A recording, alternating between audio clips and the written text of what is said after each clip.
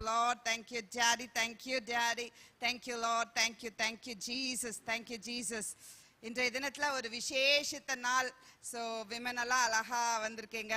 So this is a time. நம்ம நினைக்கிறோம் இந்த நாள் மட்டும் நம்மளை எல்லாரும் கொண்டாடணும், இது விமன்ஸ் டே அப்படின்னு நினைக்கிறோம். ஆனால் ஒரு நாளும் ஒரு பெண்ணானவள் கொண்டாடுறதுக்கு உரிய பாத்திரம். ஹல்லேலூயா. அது முதல் நம்ம பெண்களாகிய நம்ம நம்பணும். ஆமென். வேற ஒருத்தர் நம்மளை கொண்டாடுறாங்களோ இல்லையோ, we need to learn to celebrate. ஏன்னா தேவ சாயலாக ஒரு பிரச்சனைக்கு சொல்யூஷனா தேவன் நம்மளை சிருஷ்டித்தார். ஹல்லேலூயா. நம்ம women are always solution providers. பிரச்சனை நாட் ப்ராப்ளம் மேக்கர்ஸ். நம்மெல்லாம் யாரு? Solution providers. இந்த புதிய மார்ச்ல கூட தேவன் நமக்கு வாக்கு பண்ணியிருக்கார், your appointed month of breakthrough. என்னோட அற்புதத்தின் மாதம் இந்த மாதம் அப்படின்னு நம்ம போன வாரம் நம்ம தியானிச்சோம். இந்த வாரத்துல தேவன் அதிகமான கதவுகள், தெய்வீக கதவுகள் நமக்கு திறக்கப்படும். தேவனுடைய நிறைவான கிருபையினால நிரப்பப்படுவோம். அது மட்டும் இல்ல, அநேக அற்புதங்களை காணுகிற ஒரு மாதமா இது நமக்கு இருக்க போகுது. ஹல்லேலூயா. பரலோகம் திறக்கப்படுகிற ஒரு மாதமா. விசுவாசிக்கிறவங்களுக்கு இது நடக்கும். அவங்க மட்டும் ஒரு ஆமீன் சொல்லுங்க. ஓகே, அப்ப எல்லாருக்கும் So wish you all a very very happy Women's Day. பக்கத்துல இருக்க அக்காவை பார்த்து இப்பவாவது சிரிச்சு, அக்கா ஹாப்பி விமென்ஸ் டே. நான் ஆராதனை வேலையில உங்களை பார்க்கவே இல்லை, கர்த்தரை மட்டும் தான் பார்த்துட்டு இருந்தேன். ஆனா இப்பதான் நீங்க பக்கத்துல உட்கார்ந்து இருக்கிறதே எனக்கு தெரியுது. Happy women's day. நீங்கெல்லாம் ஒரு நாள் கொண்டாடுறீங்க, எங்களுக்கெல்லாம் எதுவுமே இல்லைன்னு நீங்க துக்கமா இருந்தா பக்கத்துல இருந்த அண்ணனை பார்த்தாவது ஹாப்பி மேன்ஸ் டே அப்படின்னு நம்மளா செலிப்ரேட் பண்ணிக்க வேண்டியதுதான். ஹல்லேலூயா, ஹல்லேலூயா. நாட்களை விசேஷித்துக் கொள்கிறவன் கர்த்தருக்கென்று விசேஷித்துக் கொள்கிறான். So you don't have to have a special day, but still இது இன்டர்நேஷனல் விமென்ஸ் டேவா இருக்கிறனால wish you all a happy women's day. இது எதுக்காக கொண்டாடப்படுது, அந்த மாதிரி நிறைய ஹிஸ்டரிஸ் எல்லாம் நம்ம ஒரு வருஷமும் நம்ம பார்த்துருக்கோம் இல்லையா? ஸோ நேற்றைய தினத்தில் என்ன இந்த நம்ம இந்தியன் விமன், நம்ம நிறைய இன்டர்நேஷ்னல் விமன், இன்டர்நேஷ்னலில் எதுக்காக இது செலிப்ரேட் பண்ணுது அப்படியெல்லாம் நம்ம யோசித்திருக்கோம். நேற்றைய தினத்தில் நான் யோசித்தேன், இந்தியன் விமன் ஸ்டார்டிங்லலாம் பார்த்தா விமன் தான் போருக்கு போகிற விமனாக இருப்பாங்க. குவீன்ஸ் எல்லாம் போருக்கு போவாங்க. ராணி லக்ஷ்மி பாய், ஜான்சி ராணி. ஜான்சி ராணி பாருங்க, ஜான்சி அதை சொல்றது ரொம்ப ஹாப்பியா இருக்கு. ஸோ அந்த மாதிரி யுத்தத்துக்கு விமென் போகிற யுத்த வீராங்கனையா இருந்தாங்க. அது வாரியர் ஜெனரேஷன். விமென் எல்லாம் எப்படி இருந்தாங்க? வாரியர் ஜெனரேஷனா இருந்த ஒரு காலம். அதுக்கப்புறம் மெல்லமா ஒரு காலம் என்ன ஆகுது, ஒரு டார்க் பீரியட், விமனோட வாழ்க்கையெல்லாம் ஒரு டார்க் பீரியட் வந்து எக்ஸ்ப்ளாய்டட் ஜெனரேஷன். அப்படின்னா இந்த தேவதாசிகள், அதாவது ஒரு விமனை எப்படி பார்த்தாங்கன்னா ஒரு சைல்டு பேரிங் மெஷினா இல்ல செக்ஷுவல் டூலா, ஒரு பிசிக்கல் ரிலேஷன்ஷிப்புக்கோ இல்ல ஒரு பேபி அவங்க பிறந்து கொடுக்கணும் அப்படின்ற ஒரு சைல்டு பேரிங் டூலா பார்த்தாங்க. ஒரு டூல் மாதிரி பார்த்தாங்க. ஒரு செகண்டரி கிரேட் கொடுத்தாங்க. அது பெண்களோட வாழ்க்கையில ஒரு இருளான பீரியட். அதுக்கப்புறம் ஒரு காலம் வந்தது சைலண்ட் ஜெனரேஷன். நம்ம அம்மாக்கள் எல்லாம் அதுக்குள்ள நம்ம சேர்க்க முடியும். சைலண்டா நம்ம அப்பா மாருங்க, அண்ணா மாருங்க எல்லாம் எவ்வளோ கொடுமைகள் செய்தா கூட சைலண்டா சகிச்சு கொண்டு என் குடும்பம் என் குடும்பம். அப்பெல்லாம் அந்த டிவோர்ஸ்ன்ற வார்த்தையை நம்ம கேட்கவே முடியாது. இது என் குடும்பம், என்ன நடந்தாலும் என் குடும்பத்துல பிரிவினை வந்துடக்கூடாது, என் பிள்ளைங்களோட வாழ்க்கை கெட்டு போயிடக்கூடாதுன்னு ரொம்ப சைலண்டா கண்ணீரோட தன்னோட பிரச்சனைகள்லாம் சகிச்சுட்டு எல்லாத்தையும் அவங்க வெற்றி சிறந்தாங்க. அதுக்கப்புறம் ஒரு ஜெனரேஷன் வந்துச்சு, என்ன தெரியுங்களா? Equality generation. நீ 50 நான் 50, வீட்டு வாடகையா நீ வந்து 50, 10,000 5,000 நீ கொடு, 5,000 நீ கொடு, வீட்டு ப்ரொவிஷன்ஸா 2,000 நீ கொடு, 2,000 நான். ஈக்குவாலிட்டி. நீங்க எவ்வளவு உழைக்கிறீங்களோ நாங்களும் அவ்வளோ. ஸோ அந்த ஒரு எனக்கு தெரிஞ்ச ஒரு ஃபேமிலியில அந்த ஹஸ்பண்ட் அண்ட் ஒய்ஃப் அவங்கக்குள்ள ஒரு ரூல் என்னன்னா, உங்க வீட்டுக்கு ஏதாவது செய்யணும்னா உன் காசை வச்சு நீ செஞ்சுக்கோ, எங்க வீட்டுக்கு நான் ஏதாவது செய்யணும்னா என் காசை வச்சு நான் செஞ்சுக்கிறேன். அதே மாதிரி வீடு, ஹவுஸ் ரெண்ட், ஒரு டூர் போனா கூட அந்த ஹஸ்பண்ட் 50% கொடுக்கணும், அந்த ஒய்ஃப் 50% கொடுக்கணும். எனக்கு ரொம்ப அப்படியே கன்ஃபியூஷனா இருந்துச்சு அந்த ஃபேமிலியில. எப்படி இவ்வளோ கால்குலேட்டிவா ஒரு ஃபேமிலியை நடத்த முடியும்? ஃபேமிலினா என்ன? இந்தாங்க, நான் எனக்கு தேவன் என்ன சம்பாதிக்க வச்சது, இந்தாங்க அவங்க சம்பாரிச்சது இருந்தாங்க. 2 பேரும் சேர்ந்து ஒருமனப்பட்டு ஜபிச்சு ஏசுவோட ரத்தத்தை அதுல பூசி ஒரு காரியத்துக்கும் பார்த்து பார்த்து பார்த்து நம்ம செலவு பண்றோம் பாருங்க. அதுல இருக்க சுகம் ஒரு 10 லட்சம் பேங்க்ல வச்சுட்டு என்ன பண்றதுன்னு தெரியாம இருக்கும் பாருங்க, அதுல இல்லவே இல்லை. ஆஸ் அ டாட்டர், நான் டாட்டரா என்னோட அநேக வருஷ சம்பளத்தை அப்பா அம்மா காலில் விழுந்து கவர்ல கொடுப்பாங்க. அப்பெல்லாம் சம்பளம் வந்து கவர்ல கொடுப்பாங்க. அப்பா அம்மா காலில் விழுந்து அவங்க ஆசீர்வாதம் பெற்றுட்டு அவங்க கையிலேயே கொடுத்துருவோம். அவங்களா பார்த்து 100 dirhams 200 dirhams நமக்கு கொடுத்தா அது பாக்கெட் மணி. அவங்களே நம்மளோட எல்லா தேவைகளும் அப்பா அம்மாவே பார்த்துப்பாங்க. அப்ப அந்த 100 dirhams 200 dirhams கூட சேவிங்ல இருக்கும். மம்மி எப்பாவது வெக்கேஷன் போவாங்க, டாடி ரொம்ப தரமாட்டார் மணி மம்மி கிட்ட. அப்பா இந்த 100 இந்தாங்க மாமா, அவங்க வெக்கேஷன் செலவுக்கு வச்சுக்கோங்கன்ற விதைக்கிற ஒரு சந்ததி இருந்தது. பெற்றோர்களை கனம் பண்ற சந்ததி. நம்ம சம்பளம் எல்லாத்தையும் அவங்க கிட்ட கொடுக்கணும். அப்புறம் ஒரு காலம் வந்தது, சம்பளம் எல்லாம் என்ன பண்ணிட்டாங்க, பேங்க்ல போட்டதும் என்ன ஆயிடுச்சு, நம்மளா எல்லா காரியங்களுக்கும் செலவு பண்ண ஆரம்பிச்சிட்டோம். இன்னைக்கு எத்தனை பேரு சம்பள கவரை பேரண்ட்ஸ் கிட்ட கொடுக்குறோம், கல்யாணம் ஆகாத பிள்ளைங்க. எத்தனை பேரு நம்ம ஹஸ்பண்ட் காலில் விழுந்து இந்தாங்க இந்த மாசம் இதுதான் சம்பளம் வந்துச்சுன்னு எத்தனை பேர் நம்ம சொல்றோம். சொல்லணும்னு நிறைய பேர் நீங்க கேட்கறது சிரிக்கிறதெல்லாம், அம்மா நான் கொடுக்க ரெடிதான், நானாவது கொஞ்சம் ஞானமா செலவு பண்ண, அவர்கிட்ட கொடுத்தா போச்சு அப்படின்ற மாதிரி நம்ம நிறைய நேரம் நினைப்போம். ஆனா இந்த விமென்ஸ் டேல நம்ம என்ன பண்ண போறோம்னா, நம்ம மென்னை நம்ம என்கரேஜ் பண்ண போறோம். அவங்க நம்மளை செலிப்ரேட் பண்றாங்களோ இல்லையோ, நம்ம அவங்கள செலிப்ரேட் பண்ணலாம். ஹல்லேலூயா. சோ விமன் எல்லாம் நம்ம வாழ்க்கையில இருக்கிற தகப்பனுக்காக, நம்மளோட கணவருக்காக, நம்மளோட ஆண் பிள்ளைகளுக்காக எல்லாரும் கரங்களை தட்டி நாங்க உங்களை செலிப்ரேட் பண்றோம். நீங்க கவலைப்படாதீங்க, நாங்க உங்களை நம்புறோம். எல்லா விசுவாசத்துல நல்லா கை தட்டுங்களே. Very good. நாங்க நம்புறோம் உங்களை, நாங்க நம்புறோம். ஒரு நாள் நீங்க அச்சீவ் பண்ணுவீங்க, நாங்க நம்புறோம். எப்படி பிரதர்ஸ் ஒரு தேங்க்ஸாவது சொல்லி அதை அங்கீகரிக்கலாமே. உங்களுக்காக தான் கிளாப் பண்றாங்க. ஒரு நாள் நீங்க அச்சீவ் பண்ணுவீங்க, ஒரு நாள் பெருசா சாதிப்பாங்க, ஒரு நாள் எங்களை செலிப்ரேட் பண்ணுவாங்க அப்படின்ற விசுவாசத்தோட இன்னைக்கு நிறைய பெண்கள் இருக்கும். எத்தனையோ கண்ணீரின் பள்ளத்தாக்கின் சூழ்நிலையிலையும் என் வாழ்க்கை மாறிடும், தேவன் என் வாழ்க்கையில பெரிய காரியங்களை செய்வாருன்னு எத்தனையோ பெண்கள், எத்தனையோ கனவுகளை தன் இதயத்துல புதைத்து, இதயத்துல கனவெல்லாம் கல்லறையா கட்டி வச்ச எத்தனையோ இதயங்கள் இல்ல. பெண்களோட சுடுகாடெல்லாம் நம்ம அது எடுத்து பார்த்தா அங்க எப்படியாப்பட்ட இதயங்கள் இருக்கும் தெரியுங்களா? கனவெல்லாம் கல்லறையான இதயங்கள் தான் இருக்கும். நம்ம சில விமன் கிட்ட போய் நல்லா இருக்கீங்களா, சாப்பிட்டீங்களா, நீங்க எப்படி இருக்கீங்கன்னு கேட்டா அப்படி அழுவாங்க. வாய் விசாரிக்கிறதுக்கு யாருமே இல்லை. இன்னைக்கு நிறைய விமன் ஈக்குவாலிட்டி பத்தி பேசி வேலைக்கெல்லாம் போறாங்க. ஒரு மேன் மாதிரி அந்த குடும்பத்தை எடுத்து நடத்துறாங்க. தெரிஞ்ச ஒரு ஃபேமிலியில அப்பா அம்மா ரொம்ப நல்லவங்க தான், ஆனா அந்த பிள்ளையோட கல்யாணத்துக்காக எந்த இனிஷியேட்டிவுமே எடுக்க மாட்டாங்க. ஏமா அப்படி பண்றீங்க, பிள்ளைக்கு வாழ்க்கை இருக்குன்னா அப்புறம் எங்களை யாரு பார்த்துப்பா. சோ இன்னைக்கு நிறைய நேரம் நம்ம நினைக்கிறோம் பெற்றோர்கள் are good. Yes, they are very good.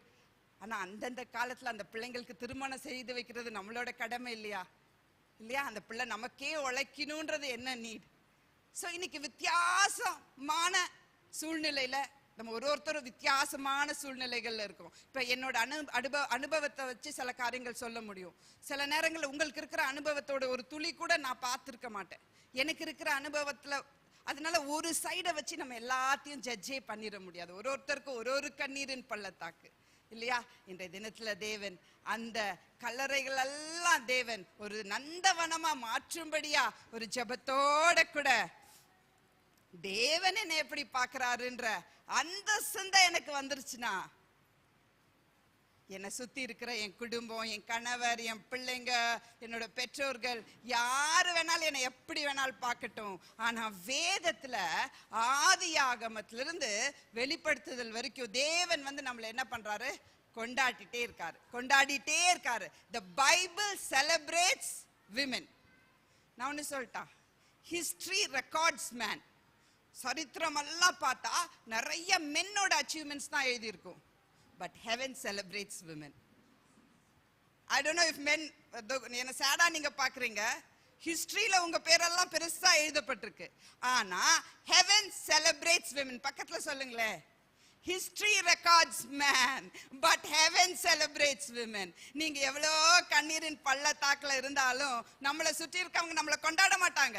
Don't worry at all. Heaven is celebrating us. எப்படி சிருஷ்டிப்பிலேயே தேவன் என்னை ஏசேரா அழைச்சாரு, என்ன ரட்சகரா, என்ன ஒரு போர் வீராங்கனையா. அப்படிதான் இருந்தது காலங்கள். அப்புறம் தான் மாறி மாறி ஒரு டாமினேட்டட் சொசைட்டியா மாறுச்சு. தேவன் சிருஷ்டிப்புல எப்படி நம்மளை பார்த்தாரா? எசேர் கெனிக்டோ, ஏற்ற துணை அப்படின்ற எபிரேய பதம் என்னன்னா எசேர் கெனிக்டோ. அப்படின்னா என்ன? எசேர்னா என்ன? ஒரு ரட்சகர், ஒரு பாதுகாவலர், ஒரு யுத்த வீராங்கனை, ஒரு நல்ல ஹெல்ப்பர், ஒரு நல்ல சகாயர். தேவனுக்கு ஒப்பா, ஆவியானவருக்கு ஒப்பா பெண்கள் சித்தரிக்கப்பட்டிருக்காங்க ஆதியாகமத்துல. சிலுவையில கடைசியா யாரு நின்னது? சிலுவையில கடைசி வரைக்கும் யாரு கூட நின்னது? எல்லாரும் மறுதலிச்ச போதும் ஒரு பெண் கூட கர்த்தரை மறுதலிக்கவே இல்லை. அப்ப ஹெவன் நம்மளை கொண்டாடுமா கொண்டாடாதா? ஆமென். ஹிஸ்டரி நிறைய காரியங்க சொல்லுது. ஆனா இன்னைக்கு பரலோகம் நம்ம ஒவ்வொருத்தரையும் கொண்டாடிட்டு இருக்கு. ஆமென். உயிர்த்தெழுந்த ஏசப்பாக்கு ஃபர்ஸ்ட் விட்னஸ் யாரு? ஒரு பெண் தானே, ஒரு பெண் தானே. It was a woman. இரண்டாம் வருகையில மணவாட்டியான சபை. ஆவிக்குரிய விதத்துல நம்ம எல்லாருமே பெண்கள், மணவாட்டியான சபை. சோ வேதம் நம்மளை எப்படியெல்லாம் செலிப்ரேட் பண்ணுதுல? as faithful women, witness of resurrection and மணவாட்டியான சபை. சோ நம்ம எப்ப சோர்ந்தடைவோம்ல, சோர்வு வரும்ல, இவங்க இப்படி பண்ணிட்டாங்க அப்படி பண்ணிட்டாங்கன்னு, அப்போ ஒரே ஒரு சிந்தை நமக்கு வரணும், பரலோகம் என்ன கொண்டாடுது. ஹல்லேலூயா, ஹல்லேலூயா. ஆதியாகமத்துல இருந்து வெளிப்படுத்துதல் வரைக்கும் பெண்கள் பெண்கள் பெண்கள் பெண்கள், கல்லறையில இருந்து கருவறை வரைக்கும் ஏசப்பா கூட இருந்தது பெண்கள் பெண்கள் பெண்கள். ஹல்லேலூயா, ஹல்லேலூயா. மத்தேயு 1ல ஏசப்பா எப்படி பிறந்தார்னு பார்க்கணும். அத்தனை பெண்களோட பெயர்கள் வேதத்துல ரெக்கார்ட் பண்ணப்பட்டிருக்கு. ஆமென்.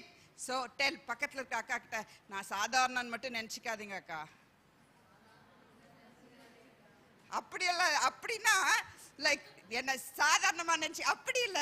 நான் ஒரு விலையேற பெற்ற கர்த்தர் கரத்துல இருக்கிற அலங்காரமான கிரீடமும் ராஜ முடியுமா இருக்கிற. ஹல்லேலூயா, ஹல்லேலூயா. கர்த்தர் கையில எப்படி இருக்குமா? அலங்காரமான கிரீடமும் ராஜ முடியுமா நம்ம இருக்கோம். ஆமென், ஹல்லேலூயா. ஓகே, ஸோ விமென்ஸ் டேக்கு இன்ட்ரோடக்ஷன் கொடுத்தாச்சு. ஆனால் நம்ம மெசேஜுக்கு போகிறதுக்கு முன்னாடி இன்றைய தினத்தில் நம்மளோட ஃபர்ஸ்ட் ப்ரையாரிட்டி வந்து ஜெபம். இன்னைக்கு உலகத்தில் என்ன நடக்குதுன்னு நீங்கள் எல்லாமே நியூஸ் சேனல் பார்த்துருப்பீங்க இல்லையா? ஜபிக்கிற பெண்கள் தேசத்தோட தலையெழுத்தையே மாற்ற முடியும். ஆமென், ஹல்லேலூயா. நிறைய நியூஸ் சேனல்ல நான் சொல்லுவேன் 99.9 இந்தியன் சேனல்ஸ்ல சொல்ற எல்லா நியூஸுமே 99.9% தப்பு, ராங், ஃபேக் நியூஸ். இஸ்ரேல்ல அப்படி ஆயிடுச்சு, இப்படி ஆயிடுச்சு, அது பண்ணிட்டாங்க, இது பண்ணிட்டாங்கன்னு. அஃப்கோர்ஸ் வார் பயங்கரமா போயிட்டு இருக்கு. ஆனா இவங்க சித்தரிக்கிற விதத்துல எதுவுமே நடக்கல. தாஸ் பிரதர் அந்த எங்கெல்லாம் வார், ஒரு நியூஸ் வந்தது, நத்தான்யாஹு இஸ்ரேலோட பிரைம் மினிஸ்டரை கொன்னுட்டாங்கன்னு ஒரு நியூஸ். அவ்வளோ பரபரப்பு. அது எவ்வளோ பெரிய விஷயம் அப்படி சொல்றது. எவ்வளோ பெரிய ஒரு தேசத்தின் லீடரே இறந்துட்டாருன்னு ஒரு ராங் இன்ஃபர்மேஷன், எவ்வளோ டேஞ்சரஸான இன்ஃபர்மேஷன். அவரோட ஆஃபீஸ் பக்கத்தில் போய் வீடியோ அனுப்புறாரு, எல்லாமே சேஃபாக இருக்கு, ஒன்று கூட நடக்கல. அது எல்லாமே போய், எல்லாமே போய். ரெண்டாவது, Dubai, Bahrain, Oman, Saudi Arabia, இங்கெல்லாம் நடந்தது உண்மைதான். எல்லாமே இன்டர்செப்ட் பண்ணியாச்சு. இப்பெல்லாம் மாடர்ன் வார்ஃபேர். ஃபர்ஸ்ட் எல்லாம் என்ன பண்ணுவாங்க, ஒரு ஹெலிகாப்டர்ல வந்து குண்டு அங்கங்க போட்டுட்டு போவாங்க. இப்போ டெக்னாலஜி ரொம்ப வளர்ந்துருச்சு, அவங்க இருந்த இடத்துல இருந்தே அடிக்கிறாங்க. அது வந்து ஒரு இன்டர்செப்டர் அப்படின்னு சொல்ற ஒரு மெஷின் மூலியமா நம்ம டேவிட் ஸ்லிங், அயன் டூம் எல்லாம் இஸ்ரேலை பத்தி ஜபிக்கும் போது நிறைய காரியங்கள் நம்ம கேள்விப்பட்டிருக்கோம். ஸோ அதை இன்டர்செப்ட், அந்த ராக்கெட் வந்து அடிக்கும், இவங்களோட சேஃப்டி மெக்கானிசம் அதை அப்படியே இன்டர்செப்ட் பண்ணி அது வானத்திலே விழுந்து எங்கேயாவது ஒரு இடத்துல செதறி ஒரு சின்ன டேமேஜ், ரொம்ப கம்மியான உயிர் இழப்பு, அந்த மாதிரி இருக்கிற மாடர்ன் டெக்னாலஜி வார் இப்போ போயிட்டு இருக்கு. துபாயில எங்க ஃபேமிலி மெம்பர்ஸ் எல்லாம் இருக்காங்க, பஹ்ரைன்ல பீப்புள் இருக்காங்க, நம்ம பைபிள் காலேஜ் ஸ்டூடெண்ட்ஸ் குவைட்ல இருக்காங்க, அதுக்கப்புறம் சவுதி அரேபியால இருக்காங்க, நிறைய மிடில் ஈஸ்ட் கண்ட்ரீஸ்ல இருக்காங்க. ஸோ இந்த மாதிரி நியூஸ் பார்க்கும்போது இன்று துபாயில் பயங்கரமான ஒரு தீ குண்டு வெடிப்பு அப்படின்னும் போது நம்ம எப்படி பயப்படுவோம். அங்க கூப்பிட்டு கேட்டா எதுவுமே இல்லை, பட்டாசு மாதிரி ஏதோ வெடிச்சிட்டு போச்சு, நாங்கெல்லாம் சேஃபா இருக்கோம். கவர்மெண்ட் எல்லா இனிஷியேட்டிவ்ஸும் எடுத்து ஃப்ளைட்ஸ் நிறுத்தப்பட்டது உண்மைதான், ஆனா நம்மளோட ஜனங்கள்லாம் பாதுகாப்பா இருக்காங்க. இந்த துபாய் ஷேக்ஸ் அவங்க எடுத்த இனிஷியேட்டிவ்ஸ் ரொம்ப சேஃபா இருந்தது. ஸோ எல்லாருமே அப்ரிஷியேட் பண்ணாங்க. ஸோ மிடில் ஈஸ்ட்ல வார் நடந்துட்டு இருக்கிறது உண்மைதான். நேற்றைய தினத்துல நம்ம ஜபத்தை கேட்கிற தேவன் இருக்கார். ஈரான் பிரசிடென்ட் வந்து துபாய் கவர்மெண்ட்டுக்கு அவர் அப்பாலஜி சொல்லியிருக்கார். இந்த மாதிரி நான் உங்களுக்கு குண்டு வீசினது தப்பு தான், என்னை மன்னிச்சிருங்க அப்படின்னு அவர் பண்ண அப்பாலஜியை எல்லா மக்களுக்கும் அவங்க அலர்ட்டா அனுப்பியிருக்காங்க. அது எனக்கு அனுப்பிச்சு விட்டாங்க, காப்பி அனுப்பிச்சாங்க. இந்த மாதிரி இன்னுமேல் நாங்க துபாயை அட்டாக் பண்ண மாட்டோம், ஒரு சூழ்நிலையில அட்டாக் பண்ணிட்டோம், எங்களை மன்னிச்சிருங்கன்னு ஈரான் ஓட ரூலர் துபாய்க்கு அப்பாலஜி பண்ணியிருக்காங்க. நேற்றைய தினம் வரைக்கும் ஸ்டேட்டஸ். ஸோ இந்த ரீஜன்ஸ் வந்து வார் டேஞ்சர்ல இருக்கு. என்ன நடந்துட்டு இருக்கேனே தெரியல. இஸ்ரேல், அமெரிக்கா, ஈரான் இதுக்கு தான் யுத்தம்னு நம்ம எல்லாம் நினைச்சிட்டு இருந்தோம். திடீர்னு Iran, Middle East, Saudi Arabia, Oman அவங்கெல்லாம் ஏண்டா எங்களை அடிக்கிறீங்க? யுத்தம் யாருக்கு? யுத்தமோட திசை தெரியாம போச்சு. பார்த்தா எதிரிகள் அவங்களுக்குள்ளேயே அடிச்சுக்கிட்ட ஒரு காரியத்தை பார்த்தோம். அவங்க எல்லாம் இஸ்லாமிக் பீப்புள். இது வந்து நோன்பு செலிப்ரேட் பண்ற அந்த டைம்ல அவங்க ஜென்ரலா சண்டையே போட மாட்டாங்க. ஆனா ஒரு காரியம், எதிரிகள்ல ஒரு கன்ஃபியூஷன், இந்த கேம்ப் அவங்களுக்குள்ளேயே குழப்பம், அவங்களுக்குள்ளேயே அடிச்சுக்கிட்டது தான் நம்ம பார்த்தோம். எல்லாவற்றிலும் தேவ கரத்தை நம்ம பார்க்கிறோம். இது கோகு மாகோகு யுத்தமா? நிச்சயமா இல்லை. இன்னும் அதுக்கு சமயம் இருக்கு, வரும், நாட்கள் வரும். இஸ்ரவேல் திக்கற்ற சூழ்நிலை. இன்னைக்கு அமெரிக்கா பிக் பவரா இஸ்ரவேல் கூட இருக்கு. ஆனா நாட்கள் வரும், ஒண்ணுமே இல்லாம, யாருமே இல்லாத ஒரு சூழ்நிலை வரும். யுத்தம் இன்னும் சூடு பிடிக்கும் போது அப்பதான் அந்த யுத்தம் வரும். ஸோ இன்னைக்கு நிறைய தவறான செய்திகள் எல்லாம் எஸ், எல்லாமே ஒரு விதை தான். ஆனா இன்னும் எத்தனை ஜனங்கள் ரட்சிக்கப்படாம இருக்காங்க இல்லையா? எத்தனை கண்கள் இன்னும் கர்த்தரை பார்க்காம இருக்கு. ஸோ இதெல்லாம் நிறைவேறும் அளவும் இதெல்லாம் நிறைவேறணும். கர்த்தரோட தீர்க்க தரிசனம் நிச்சயமா நிறைவேறும். அதனால டோன்ட் பி லெட் அஸ்ட்ரே. தவறான காரியங்களை பார்த்து தவறான சிந்தையோட இருந்துடாதீங்க. கர்த்தர், God is in control. God is in control. So இப்போ இந்த வேளையில கூட ஈரான் ஓட ரட்சிப்புக்காக நம்ம ஜெபிக்க போறோம். ஈரான்ல இருக்கிற ஜனங்கள், அதிபர்கள், தலைவர்களுக்கு தேவ ஞானம் உண்டாகணும். அதுக்கப்புறம் தமிழ்ல போட்டிருக்க பாருங்க, இஸ்ரவேல், அமெரிக்கா, ஈரான், மத்திய கிழக்கு நாடுகள், இந்த 3 நாடுகளுக்காக விசேஷமா நம்ம ஜெபிக்க போறோம். வேத வசனம் மத்தேயு 5:9 சொல்லுது, சமாதானம் பண்ணுகிறவர்கள் பாக்கியவான்கள், அவர்கள் தேவனுடைய புத்திரர் எனப்படுவார்கள். இப்ப நம்ம என்ன பண்ண போறோம்? தேசத்தோட சமாதானத்துக்காக நம்ம ஜெபிக்க போறோம். யாராவது ஒரு மத்தியஸ்தர் எழும்பி இதுல ஒரு சமாதானத்துக்குரிய காரியங்களை அவங்க பேச வேணும். அவங்கள தேவன் எப்படி பார்க்கிறாரா? சமாதானம் பண்ணுகிறவர்கள் பாக்கியவான்கள், அவர்கள் தேவனுடைய புத்திரர் எனப்படுவார்களாம். ஸோ யாராவது ஒருத்தர் சத்தத்தை உயர்த்தி பாரத்தோடு கூட, அப்பா இந்த தேசத்துல என்ன நடக்குதுன்னு எங்களுக்கு புரியலப்பா, வேதத்துல இருக்கிற தீர்க்க தரிசனம்லாம் இப்ப நிறைவேற போதா இல்லையா, இதெல்லாம் ஒரே குழப்பம், என்னென்னமோ நியூஸ் சொல்லிட்டு இருக்காங்கப்பா, அப்பா இன்னைக்கு எங்களோட ஜெபம்ப்பா, இந்த தேச தலைவர்களுக்கு ஞானத்தை கொடுங்கப்பா, ஞானத்தை கொடுங்கப்பா, சமாதானத்துக்கு நேரா அப்பா இந்த உலகத்தை நீங்க நடத்துபடியா ஜெபிக்கிறோன்ற ஜஸ்ட் ஒரு குட்டி ஜெபத்தை, பெண்கள் தின நாள்ல கூட ஒரு குட்டி ஜெபத்தை ஏறெடுக்க போறோம். ஹalleluya. யாராவது ஒருத்தர் சத்தத்தை உயர்த்தி ஜெபிக்கும்படி கேக்குறேன். ஹalleluya. ரீமஷலரபோரி கலரபோஷலரபா. தகப்பனே, அன்பு தகப்பனே, உன்னை ஸ்தோத்திரிக்கிறோம்ப்பா. அப்பா இந்த நாள்ல கூட ஏசப்பா, அப்பா மத்தேயு 5:9 படிப்பா, சமாதானம் பண்ணுகிறவர்கள் பாக்கியவான்கள், அவர்கள் தேவனுடைய புத்திரர் எனப்படுவார்கள். அந்த வார்த்தையின்படியேப்பா அப்பா இன்றைய நாள்ல இஸ்ரவேலையும், அமெரிக்காவையும், ஈரானையும், மத்திய கிழக்கு நாடுகளையும் நாங்க ஆசீர்வதித்து ஜெபிக்கிறோம் ஏசப்பா. அப்பா இந்த நாடுகளுக்கு விரோதமாப்பா அப்பா உருவாக்கப்படுகிற ஆயுதங்கள் இயேசு கிறிஸ்துவின் நாமத்தினால வாய்க்காதே போவதாக ஜெபிக்கிறோம்ப்பா. அப்பா அந்த நாட்டுல இருக்கிற எல்லா தலைவர்களுக்கும்பா தேவன் நீங்க விசேஷித்த ஞானத்தை கொடுப்பீராக நாங்க ஜெபிக்கிறோம்ப்பா. அப்பா யுத்தங்கள் அப்பா எப்படி மேற்கொள்வதென்ற அப்பா அந்த விசேஷித்த ஞானம்ப்பா அவர்களுக்கு உண்டாகட்டும்பா. அவர்களுடைய ஆவிக்குரிய கண்களை கர்த்தர் திறக்கும்படியா அநேக வசனங்களை அவர்களுக்கு கொடுப்பீராக நாங்க ஜெபிக்கிறோம்ப்பா. அப்பா இந்த நாள்ல கூடப்பா சபையா நாங்க ஒன்றிணைந்து அப்பா ஜெபிக்கிற வேலையிலப்பா அப்பா அந்த நாட்டுலப்பா எந்தெந்த காரியங்கள்லாம் உமக்கு விரோதமா திட்டமிடப்பட்டு இருக்கிறதோ அந்த காரியங்களா இயேசு கிறிஸ்துவின் நாமத்தினால அழிக்கப்பட்டு போவதாக நாங்க ஜெபிக்கிறோம் ஆவியானவரே. இஸ்ரேல் மேல உங்களுடைய சமாதானம் உண்டாகட்டும்பா. அமெரிக்கா மேல உங்களுடைய சமாதானம் உண்டாகட்டும்பா. அப்பா ஈரான் மேல உங்க சமாதானம் உண்டாகட்டும்பா. மத்திய கிழக்கு நாடுகள் மேல உங்களுடைய சமாதானம் உண்டாகட்டும்பா. அப்பா உங்களுடைய சமாதான நதியை போலப்பா அந்த நாடுகளை பாய்ந்து ஓடுவதாக நாங்க உங்களுடைய நாமத்தை கொண்டு நாங்க அறிக்கை செய்து ஜெபிக்கிறோம்ப்பா. அப்பா யுத்தங்களின் செய்திகளும் கேள்விப்பட்டு அநேக ஜனங்கள்ப்பா அப்பா பயலும் திகிலும் அப்பா அவங்க இருதயத்துல குடிக்கொண்டிருப்பா. இந்த நாள்ல நாங்க ஜெபிக்கிற வேலையிலப்பா ஒரு சமாதானம் உங்களுடைய இருதயத்துல பாய்வதாக நாங்க ஜெபிக்கிறோம்ப்பா. அப்பா அந்த நாட்டுல உள்ள ஜனங்க தண்ணீரும் அப்பத்தையும்பா சமாதானத்தோட புசிக்க கடவார்கள் என்று இயேசுவின் நாமத்தினால கட்டளை கொடுத்து நாங்க ஜெபிக்கிறோம்ப்பா.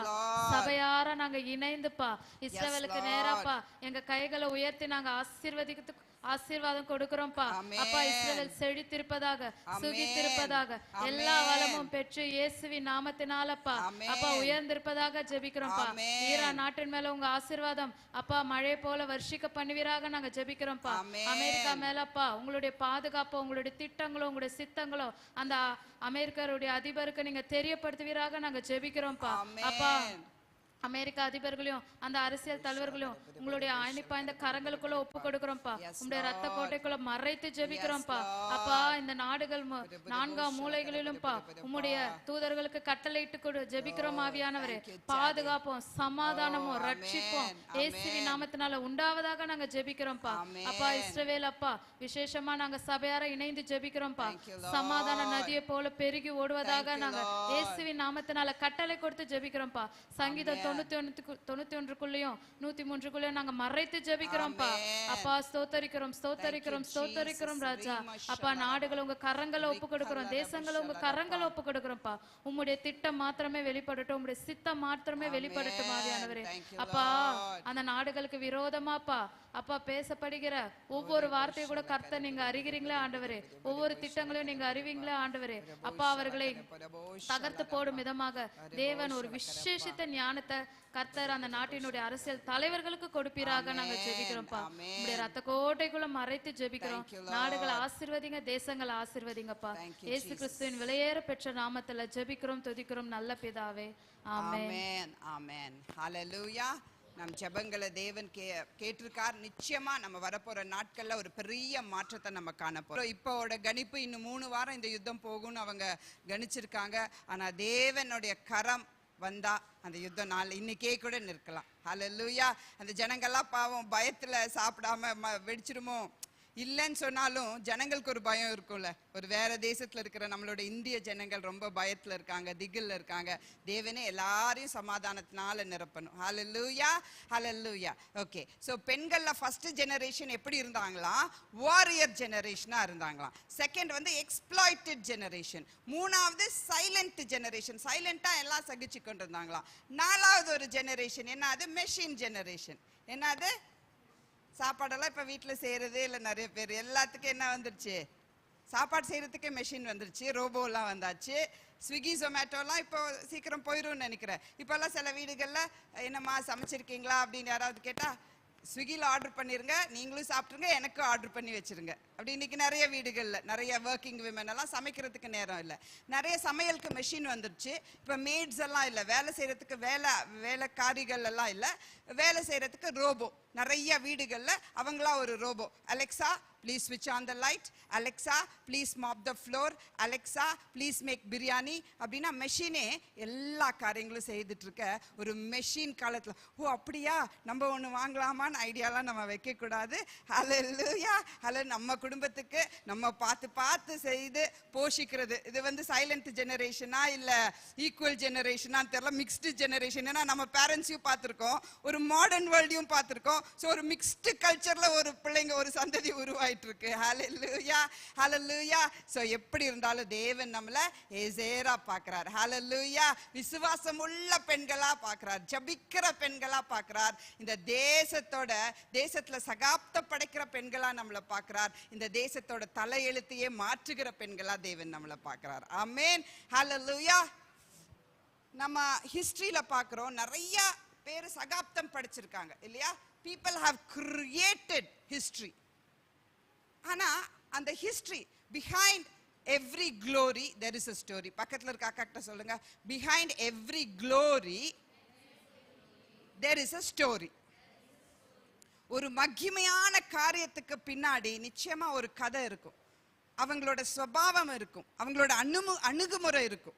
ஒரு க்ளோரி அப்படியே கர்த்தர் சிம்பிளா யாருக்கு கொடுக்கறது இல்லை. அங்க ஒரு ப்ரிப்பரேஷன் இருக்கும், அங்க ஒரு பிளானிங் இருக்கும், அங்க ஒரு ஆர்டர் இருக்கும். நம்ம இன்றைய தினத்துல 4 women 4 choices 4 destinies பார்க்க போறோம். சொல்லுங்க. 4 பெண்கள், 4 தேர்ந்தெடுப்பு, 4 விதிகள், இல்ல 4 விளைவுகள் கூட சொல்லலாம்.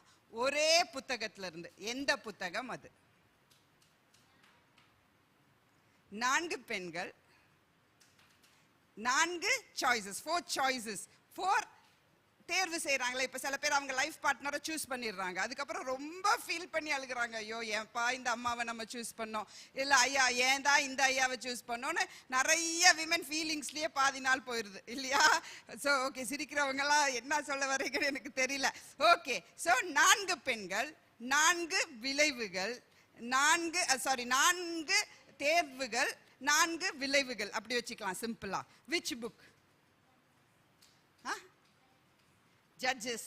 Good guess. வேற இல்லாட்டி இப்படி சொல்லிட்டா, 4 விதமான பெண்கள், 4 விதமான பெண்கள், 4 விதமான தேர்ந்தெடுப்புகள், 4 விளைவுகள். இதெல்லாம் நம்ம நிறைய மெடிடேட் பண்ணிட்டோமே, அதெல்லாம் முடிச்சிட்டோமே. உங்களுக்கு தெரிஞ்ச கேரக்டர், சே இதுவா அப்படின்னு நீங்க சொல்ற ஒரு கேரக்டர், ரொம்ப காமனா, ரொம்ப பவர்ஃபுல். பைபிள்ல யார் சொன்னாங்க? ஒரு கிளாப் கொடுத்துருங்க. எஸ்தர். யோசிச்சிட்டே இருங்க, யார் அந்த 4 பெண்கள்? ஹல்லேலூயா. வாசிப்போம். எஸ்தர் 8:16. இவ்விதமாய் யூதருக்கு வெளிச்சமும் மகிழ்ச்சியும் களிப்பும் கனம் உண்டாயிற்று. கனமும் உண்டாயிற்று. ஹல்லேலூயா. இவ்விதமாய் யூதருக்கு என்ன உண்டாயிற்று? இவ்விதமாய் யூதருக்கு வெளிச்சமும் மகிழ்ச்சியும் களிப்பும் கனமும் உண்டாயிற்று. முதல் இந்த வசனத்தை அப்படியே கெசியாவுக்கு, எவ்வளவு ஸ்மார்ட் நீங்க, உங்க பேரை போட்டீங்களா? Very smart. உங்க பேரை போட்டு கெசியாவுக்கு வெளிச்சமும் மகிழ்ச்சியும் களிப்பும் கனமும் உண்டாயிற்று. உண்டாக போது இல்ல, உண்டாயிற்று. விசுவாசத்துல உண்டாயிற்று. இந்த மாதத்துல நான் வெளிச்சத்தை காண போறேன், நான் மகிழ்ச்சியை காண போறேன், நான் களிப்பா இருக்க போறேன், கனம் பெற்றுக்கொள்ள போறேன். ஆமென். ஹல்லேலூயா. எங்க வெளிச்சம் இருக்கும்? எங்க இருள் இருக்கோ அங்க வெளிச்சம் இருக்கும். நம்ம வாழ்க்கையில ஏதாவது ஒரு இருள் சூழ்ந்த பகுதி இருக்கா? சில பேருக்கு ஃபினான்ஷியல் பிரேக் த்ரூ, சில பேருக்கு மேரேஜ் பிரேக் த்ரூ, சில பேருக்கு ரிலேஷன்ஷிப் பிரேக் த்ரூ, ஏதாவது ஹெல்த் பிரேக் த்ரூ, சில பேருக்கு ஹெல்த் பிரேக் த்ரூ. ஸோ எந்தெந்த இடத்துல எல்லாம் நம்ம ஒரு இருள் காணப்படுதோ, இந்த மாதத்துல தேவன் சொல்றார் அங்க வெளிச்சம் உண்டாகும்.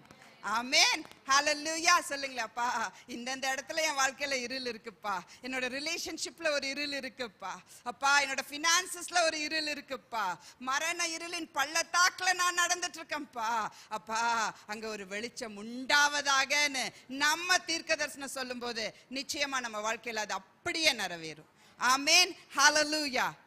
ஒரு சிஸ்டருக்கு ஈசோஃபேகஸ் கேன்சர், லாஸ்ட் ஸ்டேஜ். என்னது? மெட்டாசிஸா? Last stage. ஒண்ணுமே பண்ண முடியாதுன்னு ஹாஸ்பிட்டல் எழுதி கொடுத்தாச்சு. அவங்க பாஸ்டர் அந்த மாசம் அவங்களுக்கு வாக்குத்தத்தம், தழும்புகளால சுகமானீர்கள், அவருடைய தழும்புகளால சுகமானீர்கள்னு சொல்லி பாஸ்டர் அன்றைய தினத்துல பரமண்டல ஜபம் இருக்குல்ல, அதை குறித்து சொல்லி கொடுத்திருக்கார். இந்த ஜபத்தின் வல்லமை, நம்ம ஜபத்துல எல்லா காரியங்களுக்கும் ஜெயம் எடுக்க முடியும் அப்படின்னு சொல்லிட்டு பாஸ்டர் கற்றுக் கொடுத்திருக்கார். அந்த மகள் அதை அப்படியே விசுவாசிச்சு 1000 முறை அந்த ஜபத்தை எழுதிச்சான். 8 மணி நேரம் ஆச்சு அந்த ஜபத்தை எழுதுறதுக்கு. பரமண்டல ஜபம், hallowed be thy name, your kingdom come, அந்த பரமண்டல ஜபம். அது 1000 முறை எழுதிச்சான். 8 மணி நேரம் எழுதிட்டு அப்படியே ஜபத்துல நின்னு அப்படியே கண்கள் திறக்கணும்னு தோணுதான். ஒரு பெரிய விடுதலையா. அவங்க முகமே அப்படி பிரகாசிக்க தொடங்குச்சான். அவங்க ஹஸ்பண்ட் வந்து என்ன ஆச்சு இவ்வளோ எப்பவுமே சோர்ந்து போய் அந்த மெட்டசிஸ் சிச்சுவேஷன்ல இருக்கிற பீப்புள் ஆல்மோஸ்ட் பெட் ரிடன்ல இருப்பாங்க. பட் ஷி ஹேட் அந்த விசுவாசம் ஒரு விமனை எப்படி தூக்கி நிறுத்துச்சு பாருங்க. 8 hours மெட்டசிஸ் இருக்கிற ஒரு நபர் 8 hours ஒரு காரியத்தை எழுதுறது it's not an easy thing, it's a difficult thing. ரொம்ப சோர்வா இருப்பாங்க. ஆனா அது 1000 முறை முடிச்சுட்டு அந்த ஜபத்தை வந்தது ஒரு பிரகாசம். அதை பார்த்துட்டு அவங்க ஹஸ்பண்ட் என்னமா ஒண்ணு உங்ககிட்ட மாறி இருக்கேன்னு அவங்க அப்புறம் போய் நிறைய டெஸ்ட் எல்லாம் எடுத்து பார்க்கும்போது ஒரு ட்ரேஸ் ஆஃப் ஈசோஃபேகஸ் கேன்சர் கூட இல்லாம அந்த மகள் ஜபத்துல ஜெயம் எடுத்ததும் ஒரு பெண். ஹல்லேலூயா, ஹல்லேலூயா. அப்போ என் தேவனால கூடாத காரியம் எதுவுமே இல்லை. அந்த விசுவாசத்தோட நம்ம ஒரு ஸ்டெப் எடுக்கிறோம் பாருங்க, அதை கனப்படுத்துகிற தேவனா நம் தேவன் இருக்கார். அப்ப அந்த மரண இருளின் பள்ளத்தாக்குல நடந்துட்டு இருந்த அந்த பிள்ளைக்கு அன்றைய தினத்துல என்ன உண்டாயிற்று? வெளிச்சம் உண்டாயிற்று. அதுதான் இருள். அந்த இருளுக்கு அர்த்தத்துக்காக சொல்றேன். அந்த இருள்னா என்னன்னு, அது எவ்வளவு இருளான, நான் செத்து போயிடுவேன்னு நினைக்கிறது எவ்வளோ ஒரு இருளான ஒரு சூழ்நிலை. நாளைக்கு சாவேனா, இன்னைக்கு சாவேனா, அது இருளான சூழ்நிலை. ஆனா கூட அது நல்ல சூழ்நிலை. ஏன் சொல்லுங்க? நம்ம லைஃபை பர்பஸ்ஃபுல்லா வாழ்வோம், டைமே வேஸ்ட் பண்ண மாட்டோம். அந்த மாதிரி நபர்களுக்கு தான் டைமோட வேல்யூ புரியும், அதை வேஸ்டே பண்ண மாட்டாங்க. ஹல்லேலூயா. பர்பஸ்ஃபுல் லிவிங் இருக்கும். ஆமென். சோ இன்றைய தினத்துல கெசியாவோட வாழ்க்கையில வெளிச்சம் உண்டாக கடவுது. ஆமென். அதுக்கப்புறம் என்ன உண்டாச்சுன்னா மகிழ்ச்சி உண்டாச்சுன்னா, அந்த மகளுக்கு மகிழ்ச்சி உண்டாயிருக்குமா? ஏன்? மரண திகில்ல என்ன ஆகும் தெரியாது. இங்கிலீஷ்ல அதோட பதம் என்னன்னா கிளாட்னஸ். கிளாட்னஸ்னா ஐயோ ஏதோ ஒரு தீமை எனக்கு வரப்போது நம்ம நினைச்சிட்டே இருப்போம். அது இல்லை அப்படின்னு தெரியும் போது ஒரு கிளாட்னஸ். அந்த ரிப்போர்ட் சொல்லுது இல்ல அந்த மகளுக்கு எதுவும் போது என்ன எப்படி இருந்திருக்கும்? கிளாட்னஸ், ஒரு மகிழ்ச்சி இருந்திருக்கும். களிப்பு. அடுத்தது களிப்பு. களிப்புனா என்ன? அந்த ட்ரேஸே இல்லை, இன்னும் உங்களுக்கு வரத்துக்கு சான்ஸே இல்லைன்றது என்னது? ஐயோ இதை களி கூர்ந்து மகிழ்ந்து ஐயோ நன்றிப்பா நன்றிப்பா, அந்த மரண இருளின் பள்ளத்தாக்குல இருந்து என்னை மீட்டு எடுத்துட்டீங்களேப்பா. அது மட்டுமா? பார்த்தவங்க அது ஒரு பேஷண்ட் பார்த்தவங்களுக்கு முன்னாடி எல்லாம் அந்த மகள் எழும்பி நின்று கனத்துக்குரிய பாத்திரம். ஐயோ ஒரு பேஷண்ட் போல இருந்தாங்க, இன்னைக்கு ஒரு சாட்சியா நிக்கிறாங்களேன்னு கனத்துக்குரிய பாத்திரமா தேவன் உயர்த்துறார்ல, அதுதான் இந்த வசனம். ஹல்லேலூயா. அப்படி என்னோட வாழ்க்கையில நடக்கும் நீங்க நினைக்கிறீங்களா? அப்ப சொல்லுங்க, இவ்விதமாய் கெசியாவுக்கு வெளிச்சமும் மகிழ்ச்சியும் களிப்பும் கனமும் உண்டாயிருக்கும். நீங்க விசுவாசித்தால் நிச்சயமா அது நம்ம வாழ்க்கையில அப்படியே நிறைவேறும். ஆமென். ஹல்லேலூயா. ஓகே, வசனம் என்ன சொல்லுச்சு? இவ்விதமாய். இப்ப நம்ம சொன்னது நமக்காயிடுச்சு வசனம். ஆக்சுவல் வசனம் என்ன சொல்லுது? இவ்விதமாய். யாருக்கு? யூதன்னா யாரு? எபிரேயன்னா யாரு? இஸ்ரவேலன்னா யாரு? Good question. எபிரேயன்னா யாரு? ஓகே, பைபிள்ல நம்ம பார்த்திருக்கோமா? எபிரேயன் பார்த்திருக்கோம். யாருக்கெல்லாம் எபிரேயன் என்ற பதம் பயன்படுத்தப்பட்டிருக்குன்னு தெரியுமா? ஆபிரகாம், ஜோசப், இவங்களுக்கெல்லாம் எபிரேயன் ஆகிய ஆபிரகாம் அப்படின்னு வரும். அடுத்தது இஸ்ரவேலர்கள் அப்படின்ற இது வரும். அடுத்தது யூதர்கள் வரும். What is the difference between the three?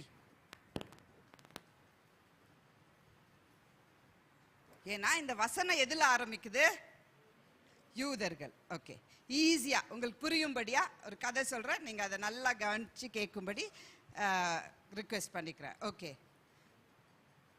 ஆபிரகாம கர்த்தர் செட் அபார்ட், அதாவது அவரை வேர்பிரித்தார் இல்லையா? ஷால்டியன்ஸ், கல்தேய தேசம். ஷால்டியன்ஸ் அதான் இங்கிலீஷ்ல. கல்தேய தேசத்துல இருந்து அவர் மெசபொட்டேமியால இருந்து அவரை கர்த்தர் என்ன பண்றாரு? வேர்பிரிக்கிறார். எதுக்கு? To cross over. கர்த்தருக்காக ஒரு பெரிய நோக்கத்தோட திட்டத்தோட ஒரு மனிதனை கர்த்தர் தேர்ந்தெடுக்கிறார். அந்த மனுஷனோட பூர்வீகம் என்ன? அவனை எப்படி அழைக்கப்படுறாங்க? எபிரேயன். எப்படி? எபிரேயன்னா டு கிராஸ் ஓவர், எபிரேயன். அடுத்தது ஆதாம்ல இருந்து 10வது தலைமுறை யாரு? நோவா. ஆதாம்ல இருந்து 10வது தலைமுறை நோவா. உங்களுக்கு தெரிஞ்ச பேர்கள் மட்டும் சொல்றேன். நோவால இருந்து 10வது தலைமுறை ஆபிரகாம். ஆபிரகாமுக்கு எத்தனை பிள்ளைங்க? ஈசாக்கு. ஈசாக்குக்கு அதுல வாக்கு தத்துவம் நம்ம பண்ணும்போது 12 tribes யார் மூலியமா வருது? யாக்கோபுக்கு. யாக்கோபுக்கு தேவன் கொடுத்த பெயர் எபிரேயர். நெக்ஸ்ட் என்ன ஆகுது? யாக்கோபுக்கு பேர் மாற்றப்படுது இஸ்ரவேல். அதுக்கப்புறம் நீங்க வாசிச்சா இஸ்ரவேலர்கள் இஸ்ரவேலர்கள் இஸ்ரவேலர்கள். யாக்கோபுக்கு அப்புறம் என்ன நடந்தது? ஈஜிப்ட். யோசேப்பு போறாங்க, எக்ஸோடஸுக்கு போறாங்க. யாக்கோபுக்கு அப்புறம் என்ன நடக்குது? யாக்கோபு ஈஜிப்ட்ல இருந்து 70 பீப்புள் என்ன போறாங்க? எக்ஸோடஸ்ல போறாங்க. அங்க மீட்கிறதுக்காக ஒரு தலைவன் வராரு. யார் அது? மோசே. மோசேக்கு அப்புறம் யாரு? யோசுவா. யோசுவாக்கு அப்புறம் யாரு? தலைவன் இல்ல, நியாயாதிபதிகள். நியாயாதிபதிகளுக்கு அப்புறம் நியாயாதிபதிகள் வேண்டாம், என்ன வேணும்னு கேக்குறாங்க? ராஜா வேணும்னு கேக்குறாங்க. அப்ப யாரு வராங்க? யாரு ராஜாவா நியமிக்கப்படுறாங்க? சவுல் ராஜாவா. சவுல் ராஜாவா நியமிக்கப்பட்டதுக்கு அப்புறம் அடுத்த ராஜா யாரு? தாவீது ராஜா ஆனதுக்கு அப்புறம் அடுத்த ராஜா யாரு? அது வரைக்கும் இஸ்ரவேலர்களா தான் அவங்க அழைக்கப்பட்டார்கள். ஜோசப்க்கு அப்புறம் பார்த்தா யாக்கோப், அதாவது யாக்கோபுக்கு அப்புறம் பார்த்தா அந்த அந்த வழியில வந்த எல்லாரும் புரிஞ்சிருச்சா?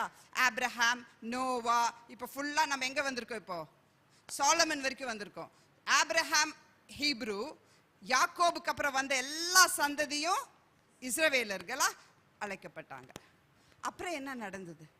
இது வெரி வெரி இம்பார்ட்டன்ட். இது நமக்கு தெரியணும். ஆக்சுவலி பைபிள் காலேஜ் ஸ்டூடெண்ட்ஸ்க்கு ஓல்ட் டெஸ்டமெண்ட் சர்வேல நம்ம இது கற்றுக் கொடுப்போம் டீப்பா. So don't have to worry. But இது நீங்க church congregation will have to know this. நீங்க ஹிந்து பேக்ரவுண்ட்ல இருந்து வந்திருக்கீங்கன்னு சொல்லி எப்பவுமே நம்ம அந்த பேபி ஃபுட்டே சாப்பிட்டுட்டு இருக்க கூட சில காரியங்கள் நம்ம தெரிஞ்சுக்கணும். சாலமன் என்ன கட்டினாரு? ஆலயத்தை கட்டினாரு. சாலமன் காலத்துல என்ன நடந்தது? வடக்கு ராஜ்யம் தெற்கு ராஜ்யம்னு இந்த இஸ்ரவேல் ஜனங்கள் பிரிந்தார்கள். 12 கோத்திரத்துல 10 கோத்திரம் ஒன்னா சேர்ந்து இஸ்ரவேல் தேசமா ஃபார்ம் ஆச்சு. மீதி இருக்கிற 2 கோத்திரம் எந்த கோத்திரம்? ஜூடா கோத்திரமும் அடுத்த கோத்திரம் யாரு?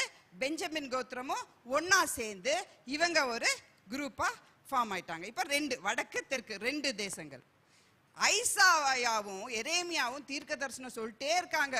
ஜாக்கிரதை, நீங்க விக்கிரக ஆராதனை பண்ணிட்டு இருக்கீங்க, பெரிய சாபம் உங்களுக்கு வரப்போகுது, அசேரியான்னு ஒருத்தன் படையெடுத்து வரப்போறான், உங்களை பிடிக்க போறான்னு ஐசாயாவும் எரேமியாவும் கத்தி கத்தி சொல்லிட்டு இருக்காங்க. அந்த காலத்துல இருந்த தீர்க்கதரிசிகள், சின்ன தீர்க்கதரிசிகள் நான் சொல்ல, ஜஸ்ட் குவிக்கா I am just telling a brief. ஒருத்தருமே கேட்கல. பாபிலோன் வரப்போறான், உங்களெல்லாம் பிடிக்க போறான்ற தீர்க்க தரிசனம் 70 வருஷம் நீங்க எல்லாருமே சிறையிருப்புக்குள்ள போக போறீங்கன்னு சொல்றாங்க. பாபிலோன் அப்ப பாபிலோன் பெருசு இல்ல, ஒரு சின்ன ஒரு கிராமமா இருந்தது. இந்த கிராமம் எங்களை பிடிக்குமான்னு இஸ்ரவேல் ஜனங்க எப்படி இருந்தாங்களாம்? ப்ரௌடா இருந்தாங்களாம், பெருமையா இருந்தாங்களாம். அந்த காலகட்டத்தில் என்ன நடந்துச்சான்? அசிரியா வந்தானா, பிடிச்சானா? பாபிலோன் வந்துச்சான், அவன் அசிரியாவை பிடிச்சானா? அசிரியா பிடிச்ச எல்லாமே அவனுக்கு அடியில வந்துச்சான். சோ இந்த வடக்கு தேசத்தை ஒருத்தன் பிடிச்சான், தெற்கு ரீஜனை ஒருத்தன் பிடிச்சான். இப்ப ரெண்டுமே யாருக்கு அடியில? மொத்த இஸ்ரவேல் ஜனமும் யாருக்கு அடியில வந்தாச்சு? பாபிலோனுக்கு அடியில, நேபுகாத்நேசருக்கு அடியில வந்தாச்சு. நேபுகாத்நேசர் என்ன பண்றான்? அந்த ஆலயத்தை, இந்த ஜனங்க ரொம்ப குறும்பு பண்றாங்க, அவனுக்கு பேச்செல்லாம் கேட்க மாட்டாருன்னு சொல்லி ஆலயத்தை இடிச்சு போடுறான். ஜஸ்ட் குயிக்கா உங்களுக்கு தெரிஞ்சுக்கணும். சோ இப்ப ஆலயம் இடிச்சு போட்டதுக்கு யார் காரணம், அதனால தேவன் என்ன செய்தாருன்னு நம்ம சொல்லும் போது உங்களுக்கு இந்த கதை தெரிஞ்சுக்கணும். இடிச்சு போட்டுறாங்க. சோ என்ன ஆயிருது? 70 வருஷம் நல்லா ஸ்ட்ராங்கா அழகா ஞான நிறைஞ்ச ஜனங்களெல்லாம் நேபுகாத்நேசர் என்ன பண்றாரு? 70 வருஷம் அடிமைத்தனத்துக்குள்ள எங்க கொண்டு போயிடுறாரு? பாபிலோனுக்கு கொண்டு போயிடுறாரு. வீக்கா சிக்கா எதுவுமே முடியாதவங்க எல்லாம் எங்க விட்டுட்டு போயிடுறாரு? இஸ்ரவேல்லையே விட்டுட்டு போயிடுறாரு, இங்கேயே விட்டுட்டு போயிடுறாரு. அவங்கள போயிடுறாங்க. என்ன நடக்குது பாபிலோன்ல? என்ன நடக்குதுன்னா, நேபுகாத்நேசரோட பையன் பெல்ஷாசர், உங்களுக்கு ஞாபகம் இருக்கும், அவன் என்ன பண்ணா?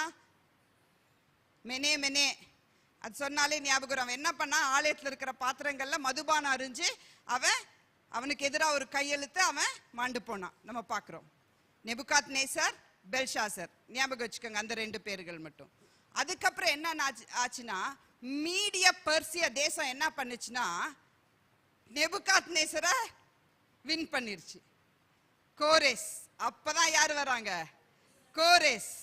இன்னைக்கு பெர்ஷியா, ஈரான் தான் இன்னைக்கு பெர்ஷியா, ஈராக் தான் பாபிலோன். இன்னைக்கு ஈரான் தான் அத்தனை வாருக்கு ஃபர்ஸ்ட், அதாவது அந்த நியூக்ளியர் வெப்பன்ஸ் யுரேனியம் எல்லாம் வச்சுட்டு ரொம்ப குறும் பண்ணிட்டு இருந்தது ஈரான் தான். அந்த ஈரான்ல இருந்து எல்லா கெட்ட காரியம் தான் வருதானா? இல்ல. இந்த ஆலயம் கட்டுமான பணிக்கு உண்டான நிறைய நல்ல செய்திகளை இஸ்ரவேல் ஜனங்களுக்கு சொன்ன ராஜாக்கள் அங்கிருந்து தான் எழும்பினாங்க. அப்போ யாரு வராரு? கோரேஸ். கோரேஸ் என்ன சொல்றாரு, இந்த மாதிரி அடிமை 70 வருஷம் முடியுது, அடிமைத்தனத்துல இருக்கிற ஜனங்கள்லாம் நீங்க என்ன பண்ணுங்க, புறப்பட்டு உங்க தேசத்துக்கே நீங்க கிளம்பி போய் நீங்க ஆலயத்தை கட்டுங்க அப்படின்னு சொல்லிடுறாரு. ஆனா நம்ம ஜனங்க என்ன ஆயிட்டாங்க, சில நேரம் இந்த சிக்கு பீப்புள் பாத்தீங்கன்னா அந்த காய்ச்சல் இருந்து இருந்து இருந்து ஐயோ முடியலமா, கால் வலிக்குதுமா, கை வலிக்குதுமா, முட்டி, இது சொல்லி சொல்லி சொல்லி சொல்லி சொல்லி பழகி அவங்க வாழ்க்கை முறையாவே அது மாறிடும். பார்த்துருக்கீங்களா? அவங்களுக்கு அதுல இருந்து வெளியே வர முடியாது. அந்த மாதிரி ஜனங்கள் அடிமைத்தனத்துல இருந்து யுத்தம் அது இது பார்த்து பார்த்து பார்த்து ஒரு கூட்ட ஜனங்க செருபாபில் தலைமையில வெளியே வந்தாச்சு, எஸ்ரா தலைமையில ஒரு கூட்டம், இன்னொரு கூட்டம் என்ன பண்ணுச்சு, அங்கேயே இருந்துருச்சு. அந்த கூட்டத்தை கிளப்பி ஆகணும். அதனாலதான் எஸ்தர் புத்தகம் அங்க வந்தது. ஹல்லேலூயா, ஹல்லேலூயா. இந்த வருஷம் கர்த்தர் நமக்கு சொன்னது ஸ்பிரிச்சுவல் அலைன்மெண்ட். அந்த தேவ திட்டத்துக்குள்ள, அந்த ஸ்பிரிச்சுவல் அலைன்மெண்ட்டுக்குள்ள கொண்டு வரும்படியா தான் எஸ்தர் புத்தகத்துல அந்த சம்பவம் நிறைவேறிற்று. இந்த ஜனங்க என்ன வரல, அந்த ஜனங்கள்லாம் ஹாமான் கொன்னு போடும்படியா கட்டளைய இது பண்ணால, பிறப்பித்தால. எந்த மாதிரி ஜனங்கள் கர்த்தருக்கு கீழ்ப்படியாம அந்த அடிமைத்தனத்திலே இருந்து ஒரு ஆப்பர்ச்சுனிட்டி கிடைச்சும் அதை நல்லா யூஸ் பண்ணாத ஜனங்கள். யாரு? ஆப்பர்ச்சுனிட்டி கிடைச்சு நம்ம வாழ்க்கையில அதை யூஸ் பண்ணலன்னு வச்சுக்கோங்களேன், என்ன நடக்கும்? கர்த்தர் ஒரு ஹாமான நம்ம வாழ்க்கையில நியமிப்பார். So we need to be very careful. Hallelujah. எந்த ஆப்பர்ச்சுனிட்டி கர்த்தர் கொடுக்குறாரோ அதை மேக்ஸிமம் யூஸ் பண்ண கத்துக்கணும். இப்படி இருந்தாதான் நான் பண்ணுவேன், இது இருந்தாதான் பண்ணுவேன். No, use your opportunities. Hallelujah. இப்போ உங்களுக்கு விளங்குதா இது காக்கா இவ்வளவு பெரிய கதை? ஆமா. So கர்த்தர் சாதாரணமான பெண்கள் மூலமா விதியை எழுதுகிறார் இல்லையா? Ordinary people, very very ordinary people. எத்தனை பேருக்கு ராமாபாய் தெரியும்? முக்தி மிஷனோட ஃபவுண்டர். அவங்க அப்பா அம்மா வறுமையின் காரணமா சாப்பாடு இல்லாம இறந்து போயிடுறாங்க. அந்த பிள்ளை ஒரு பிச்சைக்காரிய போல ரோட்ல திரிஞ்சி நடந்துட்டு இருந்த ஒரு பிள்ளை. சில பேர் நம்ம நினைக்கிறோம், இது இல்லைன்னா நான் இது பண்ண மாட்டேன், அது இல்லைன்னா நான் பண்ண மாட்டேன். அந்த பிள்ளைக்கு சாப்பாடு இல்லை, துணி இல்லை, பெற்றோர்கள் இல்லை, யாருமே இல்லை. ஒரு சூழ்நிலையில் அது ஒரு பெக்கர் மாதிரி ரோட்ல நடந்துட்டு இருக்கு. திடீர்னு ஏசப்பாவை பத்தி ஒருத்தர் சொல்றாங்க. அந்த வெளிச்சம் அந்த பிள்ளைக்குள்ள வந்த மாத்திரத்துல அது யோசிக்குது, ஏசப்பாவை நான் பார்த்தேன், ஏசப்பா என் வாழ்க்கையில இன்னைக்கு வந்துட்டாரு, என் வாழ்க்கை இன்னைக்கு மாறுது. அந்த பிள்ளையோட வாழ்க்கை கொஞ்சம் கொஞ்சமா மாற ஆரம்பிக்குது. என் வாழ்க்கை இப்ப மாறுது, நான் இப்படியே இருக்க மாட்டேன். ஒரு தரிசனத்தோட என்ன போல இருக்கிற பெண்களுக்கு நான் படிப்பை கொடுப்பேன், உடைஞ்சு இருக்கிற பெண்களோட வாழ்க்கையில நான் கட்டும்படியா ஏதாவது நான் செய்வேன்னு சொல்லி ஜபத்தோட அந்த பிள்ளை ஒரு படி எடுத்து வைக்குது. முக்தி மிஷன் அப்படின்னு பூனேல ஒரு பெரிய ஆர்கனைசேஷனா அநேக பெண் பிள்ளைகளுக்கு எஜுகேஷனும், உடைக்கப்பட்ட நிலைமையில இருக்கிற பெண்களுக்கு அடைக்கலமா நான் ஒரு ஆர்கனைசேஷனா அந்த ஆர்கனைசேஷன் மாறுச்சான். யாரு? PhD படிச்ச பிள்ளை இல்ல, 10 வீடு வச்சிருந்த பிள்ளை இல்ல, பேங்க் பேலன்ஸ் வச்சிருந்த பிள்ளை இல்ல, ஒண்ணுமே இல்லாத சூழ்நிலையில ஏசப்பாவோட அந்த வெளிச்சம் பட்ட மாத்திரத்துல பிள்ளையோட வாழ்க்கையில மகிழ்ச்சி, களிப்பு, கனம் உண்டாயிற்று. ஆமென். ஹல்லேலூயா. So as women நம்ம வாழ்க்கையில நோக்கத்தோட இந்த 2026 விமென்ஸ் டேல இந்த செய்தியை கேட்டிருக்கிற ஒரு விமெனும் என் வாழ்க்கை சாதாரணமான வாழ்க்கையில எத்தனையோ பேர் இன்னைக்கு பார்க்கல, எத்தனையோ பேர் இன்னைக்கு ஜீவனோடு இல்லை, நான் என் பிரச்சனையோடும் போராட்டத்தோடு இருக்க மாட்டேன். அதுல இருந்து எழும்பி இந்த வருஷத்துல நான் ஏதாவது சாதிக்கணும், தேவனோட ராஜ்ய மேன்மைக்காக நான் ஏதாவது செய்ய வேண்டும், என் குடும்ப கட்டத்துக்கு நான் ஏதாவது செய்யணும்னு நம்ம எல்லாம் எழும்பும் போது men will be astonished to see our growth னு அவங்க வளர்ந்தே ஆகணும். நம்ம பெண்களையோ என் மனைவி இப்படி வளர்றாளே, என் தங்கச்சி இப்படி வளர்றாளே, எங்க அம்மா இப்படி வளர்றாங்களே, எங்க அக்கா இப்படி வளர்றாங்களேன்னு பார்த்து men should think, ஓயோ நம்ம வளராட்டி அவ்வளவுதான்ப்பா, அந்த அளவுக்கு நம்ம வளர்ந்து காட்டணும். ஹalleluya. ஒரு பர்பஸோட கூட இந்த வருஷத்துல ஒரு பொருத்தனை பண்ணுங்க, ஒரு நிர்ணயம் பண்ணுங்க. நான் இந்த வருஷத்துல நான் எல்லா காரியத்துல அணுகுமுறை வித்தியாசமா தேவன் விரும்புகிற ஒரு அணுகுமுறையா இருக்கும் அப்படின்றது நம்ம ஜெபத்தோட பண்ணும்போது நிச்சயமா we will create history. Hallelujah. Hallelujah. So தேவன் என்ன பண்றாருன்னா சாதாரண பாத்திரங்களை கொண்டுதான் கர்த்தர் பெரிய காரியங்களை செய்றார். ஹalleluya. சோ நம்ம இன்றைய தினத்துல பார்க்க போற அந்த 4 பெண்கள் யாருன்னா, முதல் வஸ்தி, பெருமையின் அடையாளம். இரண்டாவது எஸ்தர், ஆயத்தத்தின் அடையாளம். மூணாவது எஸ்தரோட இணைந்து ஜெபிச்ச அந்த தாதிகள், அவங்க யாரு? ஜெபம், இன்டர்செஷனுக்கு அடையாளம். அடுத்தது சீரேஷ், விஷமான சிந்தனை, விஷ நிறைஞ்ச வார்த்தைகள், எப்பவுமே நெகட்டிவ், எப்பவுமே குறை, எப்பவுமே குற்றம் சொல்கிற அந்த 4வது பெண்மணி. இன்னைக்கு என்னோட கேள்வி, பெண்களா எந்த விதமான பெண்ணா நான் இருக்கேன்? பெருமை நிறைஞ்சு நான் படிச்சிருக்கேன், நான் வேலைக்கு போறேன், என்கிட்ட இது இருக்கு அது இருக்கு, எங்க அம்மா வீட்டுல நான் எப்படி இருந்தேன்னு பெருமை பேசுற பெண்களா இருக்கோமா? வஸ்திய போல, ரெண்டாவது எஸ்தரை போல, ஹேகாய் சொன்னது அல்லாமல் வேற எதையுமே அவ கேட்கலையா? அவளுக்கு என்னெல்லாம் சொல்லப்பட்டதோ, எஸ் ஓகே மேம், நான் ஃபெய்த்லின் கிட்ட அதான் சொல்வேன். ஃபெய்த்லின் மம்மி ஆங்கிரியா இருக்கும்போது நீ எஸ் மம்மாவை தவிர எதுவுமே பேசக்கூடாது, கூட பேசக்கூடாது. எஸ் மம்மா, அவ்வளவுதான். அந்த ஒரு வார்த்தை தான் எனக்கு கேட்கணும், என் கூட பேசக்கூடாது. S mamma. எஸ்தர் அப்படிதான். மொர்தக்காய், எஸ் பாப்பா, ஓகே பாப்பா, அவ்வளவுதான். ஹேகாய், ஓகே, எஸ், நீங்க சொன்னது அப்படியே ஒபீடியன்ஸ். ஏன் செய்யணும், எதுக்கு செய்யணும், அவங்க செய்யக்கூடாதா? That's not your job. Esther அப்படி கேட்கவே இல்லை. எல்லாத்துக்கும் she said yes. she was wise. she knew யாரு கரெக்டான டைரக்ஷன் நம்ம கொடுக்குறாங்கன்னு பகுத்தறிகிற அந்த ஆவி எஸ்தருக்கு இருந்தது. ஞானம் நிறைஞ்ச ஒரு பிள்ளையா இருந்தா. அடுத்தது ஜபிக்கிறதுக்கு வாங்க அப்படின்னா அந்த ஜபிச்ச பெண்களுக்கு ரொம்ப அங்கீகாரம் இல்லை. ஆனா heaven celebrates those women. ஏன்னா அந்த கிரௌனை இப்படி வைக்கலாமா? கிரௌனை துளைத்தது வஸ்தி.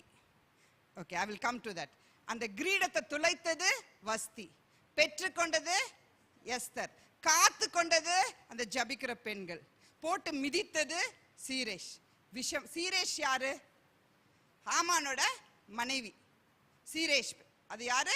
ஹாமான், ஜெரேஷ் அப்படின்னு இங்கிலீஷ்ல சொல்லுவாங்க. அவங்க யாருன்னா ஹாமானோட மனைவி. ஸோ நம்ம எந்த கேட்டகரியில இருக்கோம் அப்படின்றத நம்ம பார்க்க போறோம். ப்ரைட் அது விழுகும், கிருபை அது எழும்பும், ஜபம் அது ஜெயிக்கும், தீய குணம் அது மாண்டு போகும். ஸோ இன்னைக்கு நம்மளோட கேரக்டரை கர்த்தர் சேலஞ்ச் பண்ண விரும்புறார். நிறைய காரியங்கள் நம்ம பேசுறோம், ஆனா நம்மளோட குணாதிசயங்கள் யாருக்கு கிரீடம் கிடைக்கும், யாருக்கு கிரீடம் கிடைச்சதுன்னு நம்ம பார்க்க போறோம். ஃபர்ஸ்ட் நம்ம பார்க்க போறது pride that disgrace the crown. கிரீடம் தொலைத்தால். வஸ்தி என்ன செய்தால்? கிரீடத்தை தொலைத்தால். வஸ்தி யாரு? எந்த ராஜாவின் மனைவி? எந்த ராஜா? ராஜா பேர் என்ன? ஆகாஸ்வேரு ராஜாவின் மனைவி. ஓகே, யார் இந்த ராஜா? எஸ்தரோட இன்னும் வஸ்தியே முடியலையே. Okay fine. ஓகே, வஸ்தி எஸ்தர் புத்தகம் ஆரம்பிக்கும் போது எப்படி ஆரம்பிக்கும் தெரியுங்களா? இந்து எஸ்தர் 1:1. இந்தியான்ற பேர் எந்த புக்ல இருக்கு சொல்லுங்க பார்க்கலாம். எஸ்தர் 1:1. இந்து தேசம் முதல், இந்து தேசம் தான் இந்தியா தேசம் முதல் எத்தியோப்பியா தேசம் வரைக்கும் எத்தனை நாடுகளா? 127 நாட்டுகளை ஆட்சி செய்த அகாஸ்வேரு ராஜா என்ன செய்யறாராம்? ஒரு விருந்து கொடுக்கிறாராம். என்ன கொடுக்கிறாராம்? விருந்து எத்தனை பேருக்கு? 127 நாடுகளின் ராஜாக்கு விருந்து. எஸ்தர் புத்தகத்துல எத்தனை விருந்துகள்? நிறைய இருக்கும். இல்ல இல்ல, ஓகே, அதெல்லாம் நீங்க கண்டுபிடிங்க. Okay okay. ஃபர்ஸ்ட் அவர் என்ன பண்றாரு? 127 தேசங்களுக்கு ஒரு பெரிய விருந்து கொடுக்கிறாரு. எல்லா ராஜாக்கள் வந்திருக்காங்க, பிரபுக்கள் வந்திருக்காங்க. அங்க ஒரு ராயல் பேன்கெட்டை ராஜா கொடுக்கிறாரு.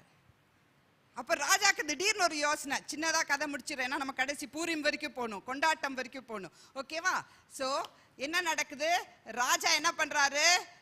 பெரிய பார்ட்டி கொடுக்குறாரு. அப்ப அவருக்கு அவரோட மனைவி ஞாபகம் வருது. ஐயோ, என் மனைவி எவ்வளோ அழகான மனைவி, அவளை கொண்டு வந்து இவங்களுக்கெல்லாம் நான் காட்டணுன்ற ஒரு சிந்தா ராஜாக்கு வருது. ராஜா என்ன பண்றாரு? வஸ்திய வர சொல்றாரு. 7 பிரதானிகளையும் அனுப்பி வர சொல்றாங்க. அந்த வஸ்தியமா என்ன சொல்லுது? வர முடியாது, வர முடியாது. ராஜாவுக்கு கீழ்ப்படியில. இதுக்கு இந்த வஸ்திய குறித்து எத்தனையோ கண்ணோட்டங்கள் இருக்கு. அவங்களோட டெஃபினிஷன், அவங்களோட கன்விக்ஷனுக்கு நான் விட்டுடுறேன். ஆனா வஸ்தி ஓட கேரக்டர் எப்படின்னா, வஸ்தி யாருன்னா நெபுகாத் நேசரோட பேத்தி. நெபுகாத் நேசரே அவருக்கு மகா பெரிய அந்த ப்ரைடு, அது ரத்தத்திலேயே தாத்தா கிட்டே இருந்திருக்கு, ரத்தத்திலேயே ப்ரைடு. அதனால அதுக்கு என்னன்னா, என் தாத்தா கடியில தானே இந்த ராஜாக்கள் எல்லாம் இருந்தாங்க, அதனால இவங்களுக்கு முன்னாடி போய் நான் நிக்கணுமா? வர முடியாதுன்னு சொல்லு. ப்ரைடு. வர முடியாதுன்னு போய் சொல்லுங்க. 7 பிரதானிகள் கிட்டையும் என்ன பதில்? வர முடியாது. ஏன்? அது மட்டும் இல்ல, ஆலயம் கட்டுமானம் பணி நடந்துட்டு இருக்கு. கோரேஸ் வந்ததுக்கு அப்புறம் ஒரு கூட்ட ஜனங்க ஜெருபாபில் தலைமையில, எஸ்ரா தலைமையில எல்லாம் போய் என்ன பண்ணிட்டு இருக்காங்க? ஆலயத்தை கட்டிட்டு இருக்காங்க. அப்போ இந்த அம்மா சொல்லுது, எங்க தாத்தா கட்டின ஆலயத்தை எப்படி கட்ட முடியும்? அதை நிறுத்த சொல்லுங்கன்னு ஒரு ஃபேஸ்க்கு அந்த கட்டுமானம் பணி நிறுத்தப்பட்டதாம்.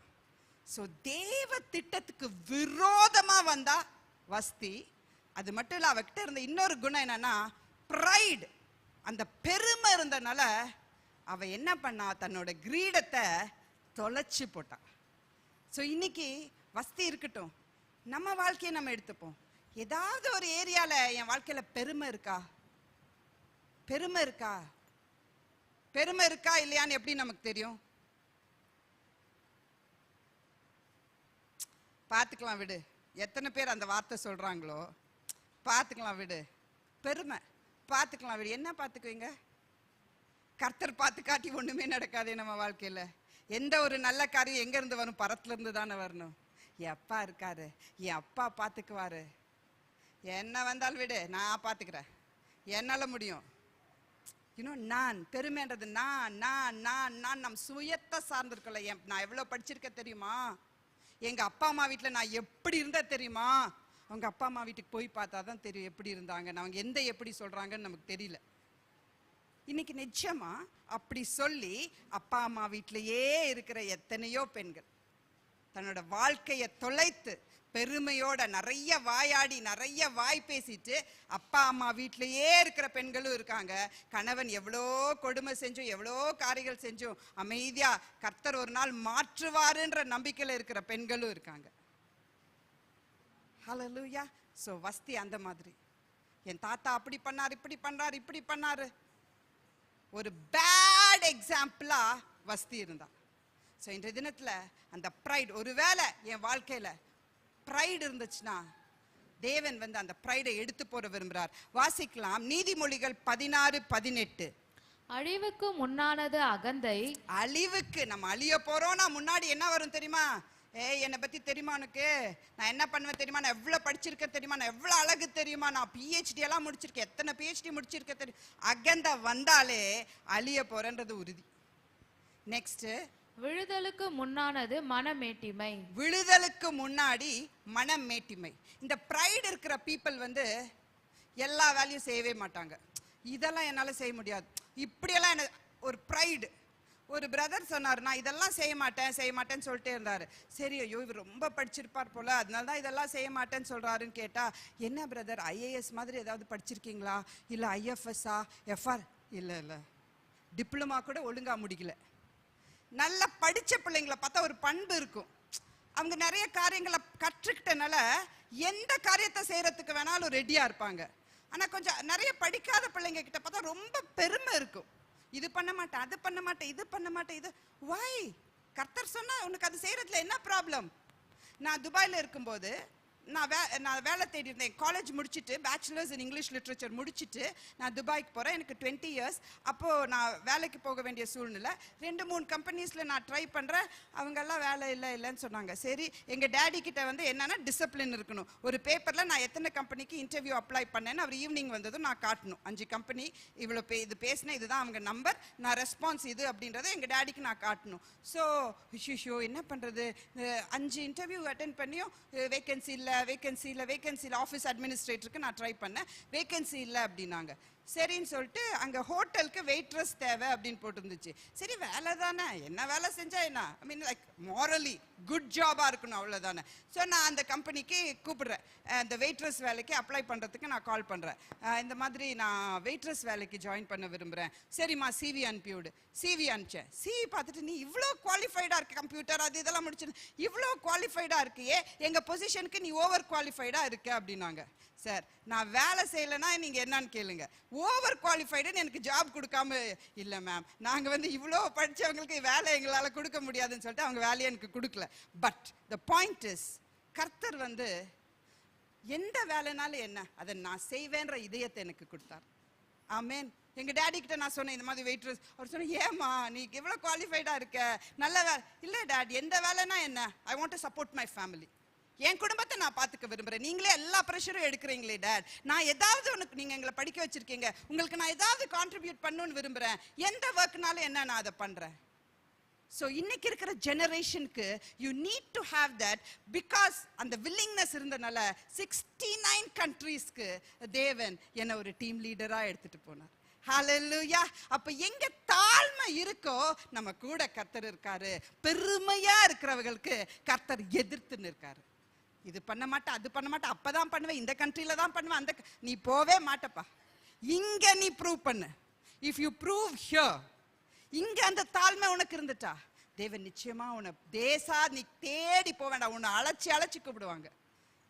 ஹல்லேலூயா, ஹல்லேலூயா, ஹல்லேலூயா. ஸோ பெருமை இல்லாத ஒரு வாழ்க்கையில எங்களை நிரப்புங்கப்பா.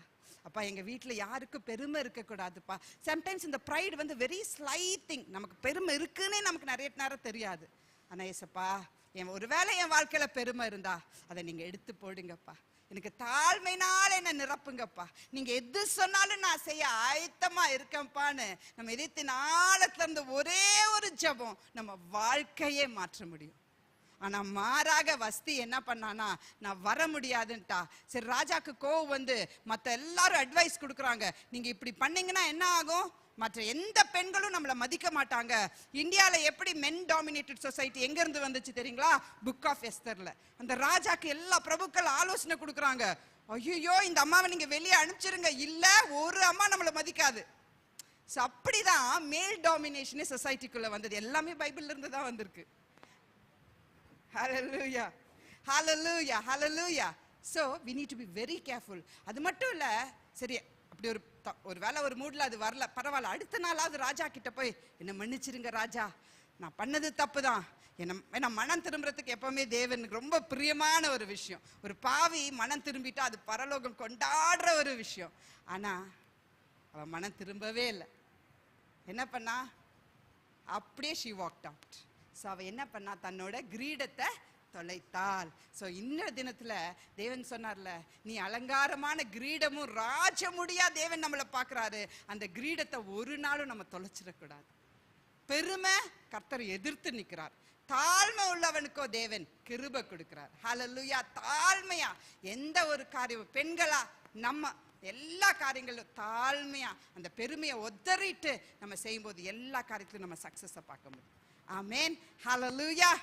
அடுத்த பெண் யாருன்னா, அவ கிரீடத்தை காத்து கொண்டா. வாசிக்கலாம், 1 பேதுரு 5:6. ஆகையால் ஏற்ற காலத்திலே தேவன் உங்களை உயர்த்தும் படிக்கு அவருடைய பலத்த கைக்குள் அடங்கி இருங்கள். ஏற்ற காலத்தில் தேவன் உங்களை உயர்த்தும்படிக்கு அவருடைய பலத்த கைகளில் அடங்கி இருங்கள். தேவனோட வார்த்தை என்ன சொல்லுது? அடங்கி இருங்கள், அவசரப்படாதீர்கள். ஏற்ற காலத்துல தேவன் என்னை உயர்த்துவார். நிச்சயமா உயர்த்துவார். அவர்கிட்ட இருந்த வர உயர்வு தான் நிலையான உயர்வு. நான் எவ்வளோ போராடி நான் முன்னாடி வரணும்னு நினைச்சாலும் எல்லாம் அழிஞ்சு போய் லாஸ்ட்ல போயிடும். ஆனா தேவன் கொடுக்கிற உயர்வு என்னை நிலையா ஒரு ஸ்தானத்துல நிக்க வைக்கும். ஆமென். சோ எஸ்தர் கிட்ட இருக்க நல்ல குணம் என்ன தெரியுங்களா? அவ என்ன பண்ணா வாசிப்போம். எஸ்தர் 2:15. மொர்தெகாய் தனக்கு குமார்த்தியாய் ஏற்றுக்கொண்டவளும் அவள் சிறிய தகப்பனாகிய அபியாயலின் குமார்த்தியுமான எஸ்தர் ராஜாவிடத்தில் பிரவேசிக்கிறதற்கு முறை வந்த போது அவள் ஸ்திரீகளை காவல் பண்ணுகிற ராஜாவின் பிரதானியாகிய ஏகாய் நியமித்த காரியமே அல்லாமல் வேறு ஒன்றும் கேட்கவில்லை. ஏகாய் நியமித்த காரியம் அல்லாமல் வேறு ஒன்றும் கேட்கவில்லை. எஸ்தருக்கு தன்னை காண்கிற எல்லார் கண்களின் தயை கிடைத்தது. எப்ப கிடைத்தது? அவ கீழ்ப்படிதலோட. ஹேகாய் சொன்னது அல்லாமல் வேற எதுவுமே அவ எஸ்தர் கேட்கல. ஏன்? எதுக்கு? எப்படி நடக்குமா நடக்காதா ஒண்ணுமே கேட்கல. இதுதாம்மா உனக்கு ரூல்ஸ், இதுதான், இப்படிதான் நீ இருக்கணும். இந்த இந்த இந்த கிளென்சிங்க்கு போ, இந்த ஆயில் கிளென்சிங்க்கு போ, இந்த மொரோக்கன் பாத்துக்கு போ, இந்த பாடி மசாஜுக்கு போ, எல்லாம் என்னென்னலாம் சொன்னாங்களோ ஓகே ஓகே ஓகே. கீழ்ப்படிதல். அந்த கீழ்ப்படிதல் இருந்தபடினால் அவளுக்கு என்ன கிடைச்சதா? எல்லாரு கண்களிலும் அவளுக்கு என்ன கிடைச்சதா? தயை கிடைச்சதா. இன்னைக்கு நிறைய people they don't have favor of people. எப்ப கர்த்தரோட வார்த்தைக்கு நம்ம கீழ்ப்படியும் போது எங்க போனாலும் காரியம் ஜெயமா முடியும். பார்த்திருக்கீங்களா? சில பேர் நான் இங்க போன என்னை பேடா ட்ரீட் பண்ணிட்டாங்க, என்னை இப்படி ட்ரீட் பண்றாங்க, அப்படி அவங்களுக்கு கர்த்தரோட ஃபேவரே ரசிச்சிருக்க மாட்டாங்க. சில டைம்ஸ் நமக்கு தகுதியே இருக்காது. ஃபார் எக்ஸாம்பிள், ஒரு ஆர்கனைசேஷன் நம்ம இப்போ ஆரம்பிச்சு அது போயிட்டு இருக்கு. திடீர்னு ஒரு அம்மா கூப்பிட்டாங்க. நான் கேபிஎன்க்கு மேல ஒரு பில்டிங் பார்த்தேன். அந்த பில்டிங்ல நம்மளோட அவுட்ரீச்சுக்கு ஆஃபீஸ் போட்டுடலாமா, நீ போய் பார்த்துட்டு எவ்வளோ வாடகைன்னு கேட்டு சொல்லு அப்படின்னாங்க. எனக்கு ரொம்ப வியப்பு. சிஎம்சி டைரக்டர் உங்களை பார்த்து பேசணும் சில காரியங்களை இதை குறிச்சு அப்படின்னு சொன்னாங்க. I was shocked. அங்க நம்ம பேஷண்டா போயிருக்கோம், ஊசிக்கும் ரத்தத்துக்கும் பயந்து பயந்து வாழ்ந்த காலங்கள் போய் God is saying, இந்த சிஎம்சிக்கு புது டைரக்டர், ராணிப்பேட்டுக்கு புது director, March 14th would like to have a meeting. How would you like that? So God can change anything. அந்த தயை எப்ப கிடைக்கும் தெரியுங்களா? இந்த தயை நமக்கு எப்ப கிடைக்கும் தெரியுங்களா? கர்த்தரோட வார்த்தைக்கு நம்ம கீழ்ப்படிந்து நிற்கும் போது ராஜாக்கள் யார் இருந்தாலும் நம்மளை அழைச்சு அனுப்புவாங்க, நம்மளை பார்ப்பாங்க, நம்ம தேடி போக தேவையே இல்லை. ஹல்லேலூயா ஹல்லேலூயா. தேவன் பெரிய காரியங்களை நம்ம வாழ்க்கையில செய்ய விரும்புறார். ஆமென்.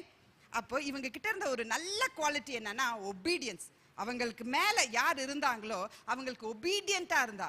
மொர்தெகாய் அவங்களுக்கு எஸ்தருக்கு சொல்றாங்க, உன்னோட நேஷனாலிட்டியை குறிச்ச காரியத்தை நீ யாருக்குமே சொல்லாத, நீ யூத குலம், இதை யாருக்கும் நீ லீக் அவுட் பண்ணிராத. ஒரு நாள் அவ வாயே திறக்கலையே. அந்த ஏற்ற நேரம் வரும் வர அவளோட ஐடென்டிட்டியை எஸ்தர் காட்டிக்கவே இல்லை. ஒரு பெருமையே இல்லை அவளுக்கு. Very silent. நீ இது பண்ணணும் அது பண்ணணும்னு மொர்தெகாய் ஒரு டைம் இன்ஸ்ட்ரக்ஷன் கொடுக்கும்போது ஓகே ஓகே இப்படி இருக்கு சிச்சுவேஷன், என்ன பண்ணலாம், இப்படி இருக்கு, ஓகே ஓகே நான் பண்றேன், நான் என் உயிரே போனாலும் பண்றேன். அது யாரோட குணம்? என் உயிரே போனாலும் என் தேசத்துக்காக நான் நிக்கிறேன்னு சொல்ற ஏசப்பாவோட குணம் பைபிள்லயே ஒரு பொண்ணுக்கு இருக்குன்னா அது எஸ்தருக்கு தான். தன் ஏசப்பா இந்த உலகத்துல இருக்கிற மொத்த மக்களுக்காகவும் உயிரை கொடுத்தாரு. எஸ்தர் தன் ஜனங்களுக்காக உயிரை கொடுக்க துணிந்தாள். தேவன் அப்படியாப்பட்ட பெண்களை தான் இன்றைய தினத்தில் தேடிட்டு இருக்கார். ஹல்லேலூயா. மற்றவர்களை கொள்ளுகிற பெண்கள் இல்ல, என் தேசத்துக்காக, என் குடும்பத்துக்காக, இன ஜனத்துக்காக, தேவ ராஜ்யத்துக்காக, என் வாழ்க்கையில என்ன நடந்தாலும் பரவாயில்லன்னு தைரியமா எழும்பி நிற்கிற பெண்களை தான் தேவன் இன்றைய தினத்துல தேடிட்டு இருக்கார். ஹல்லேலூயா ஹல்லேலூயா. 17வது இது வசனம் வாசிப்போம். எஸ்தர் 2:17. ராஜா சகல ஸ்திரீகளை பார்க்கிலும் எஸ்தர் மேல் அன்பு வைத்தான். சகல கன்னிகைகளை பார்க்கிலும் அவளுக்கு அவன் சமூகத்தில் அதிக தயையும் பட்சமும் கிடைத்தது.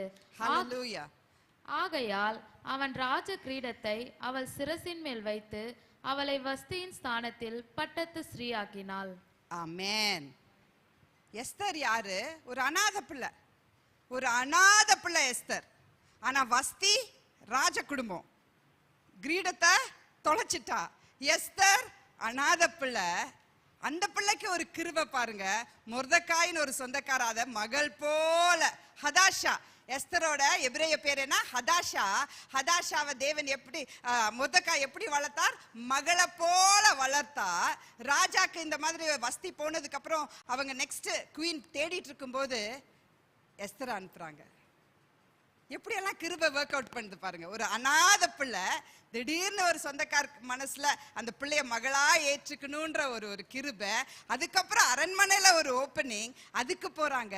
அந்த அரண்மனையில அவ அவ்வளோ கீழ்ப்படிதலோட அவ்வளோ நல்ல பிள்ளையா அவ நடந்துக்கிறா. முதல் அவ கீழ்ப்படிஞ்சா, ரெண்டாவது என்ன நடந்தது? அவளுக்கு எல்லார் கண்களையும் தய கிடைச்சது. அது மட்டும் இல்ல, ராஜாக்கு அவ ரொம்ப பிரியமா இருந்தா. எத்தனை ஆயிரம் பிள்ளைங்களுக்கு மத்தியில அந்த ஒரு பிள்ளை தலையில ராஜா கிரீடத்தை வைத்தாராம். ஹல்லேலூயா, ஹல்லேலூயா. அந்த மாதிரி குவாலிட்டிஸ் உள்ள பெண்களா நம்ம இருக்கணும்னு தேவன் விரும்புறார். எஸ்தர் கிட்ட இருந்த 7 குவாலிட்டிஸ், அந்த 7 தாதிகள் 7 குவாலிட்டிஸை குறிக்குது ப்ராஃபெட்டிக்கலி. பொறுமை, தாழ்மை, கீழ்ப்படிதல், ஞானம், தைரியம், விசுவாசம், இதெல்லாம் இருந்தனால தேவ கிருபை எஸ்தரை தொடர்ந்துட்டே இருந்துச்சாம். ஹல்லேலூயா, ஹல்லேலூயா. சோ எஸ்தர் வாழ்க்கையில எஸ்தர் கையாண்ட ஆயுதம் என்ன? எஸ்தர் தன் வாழ்க்கையில வந்த பிரச்சனைய கையாண்ட ஆயுதம் என்ன?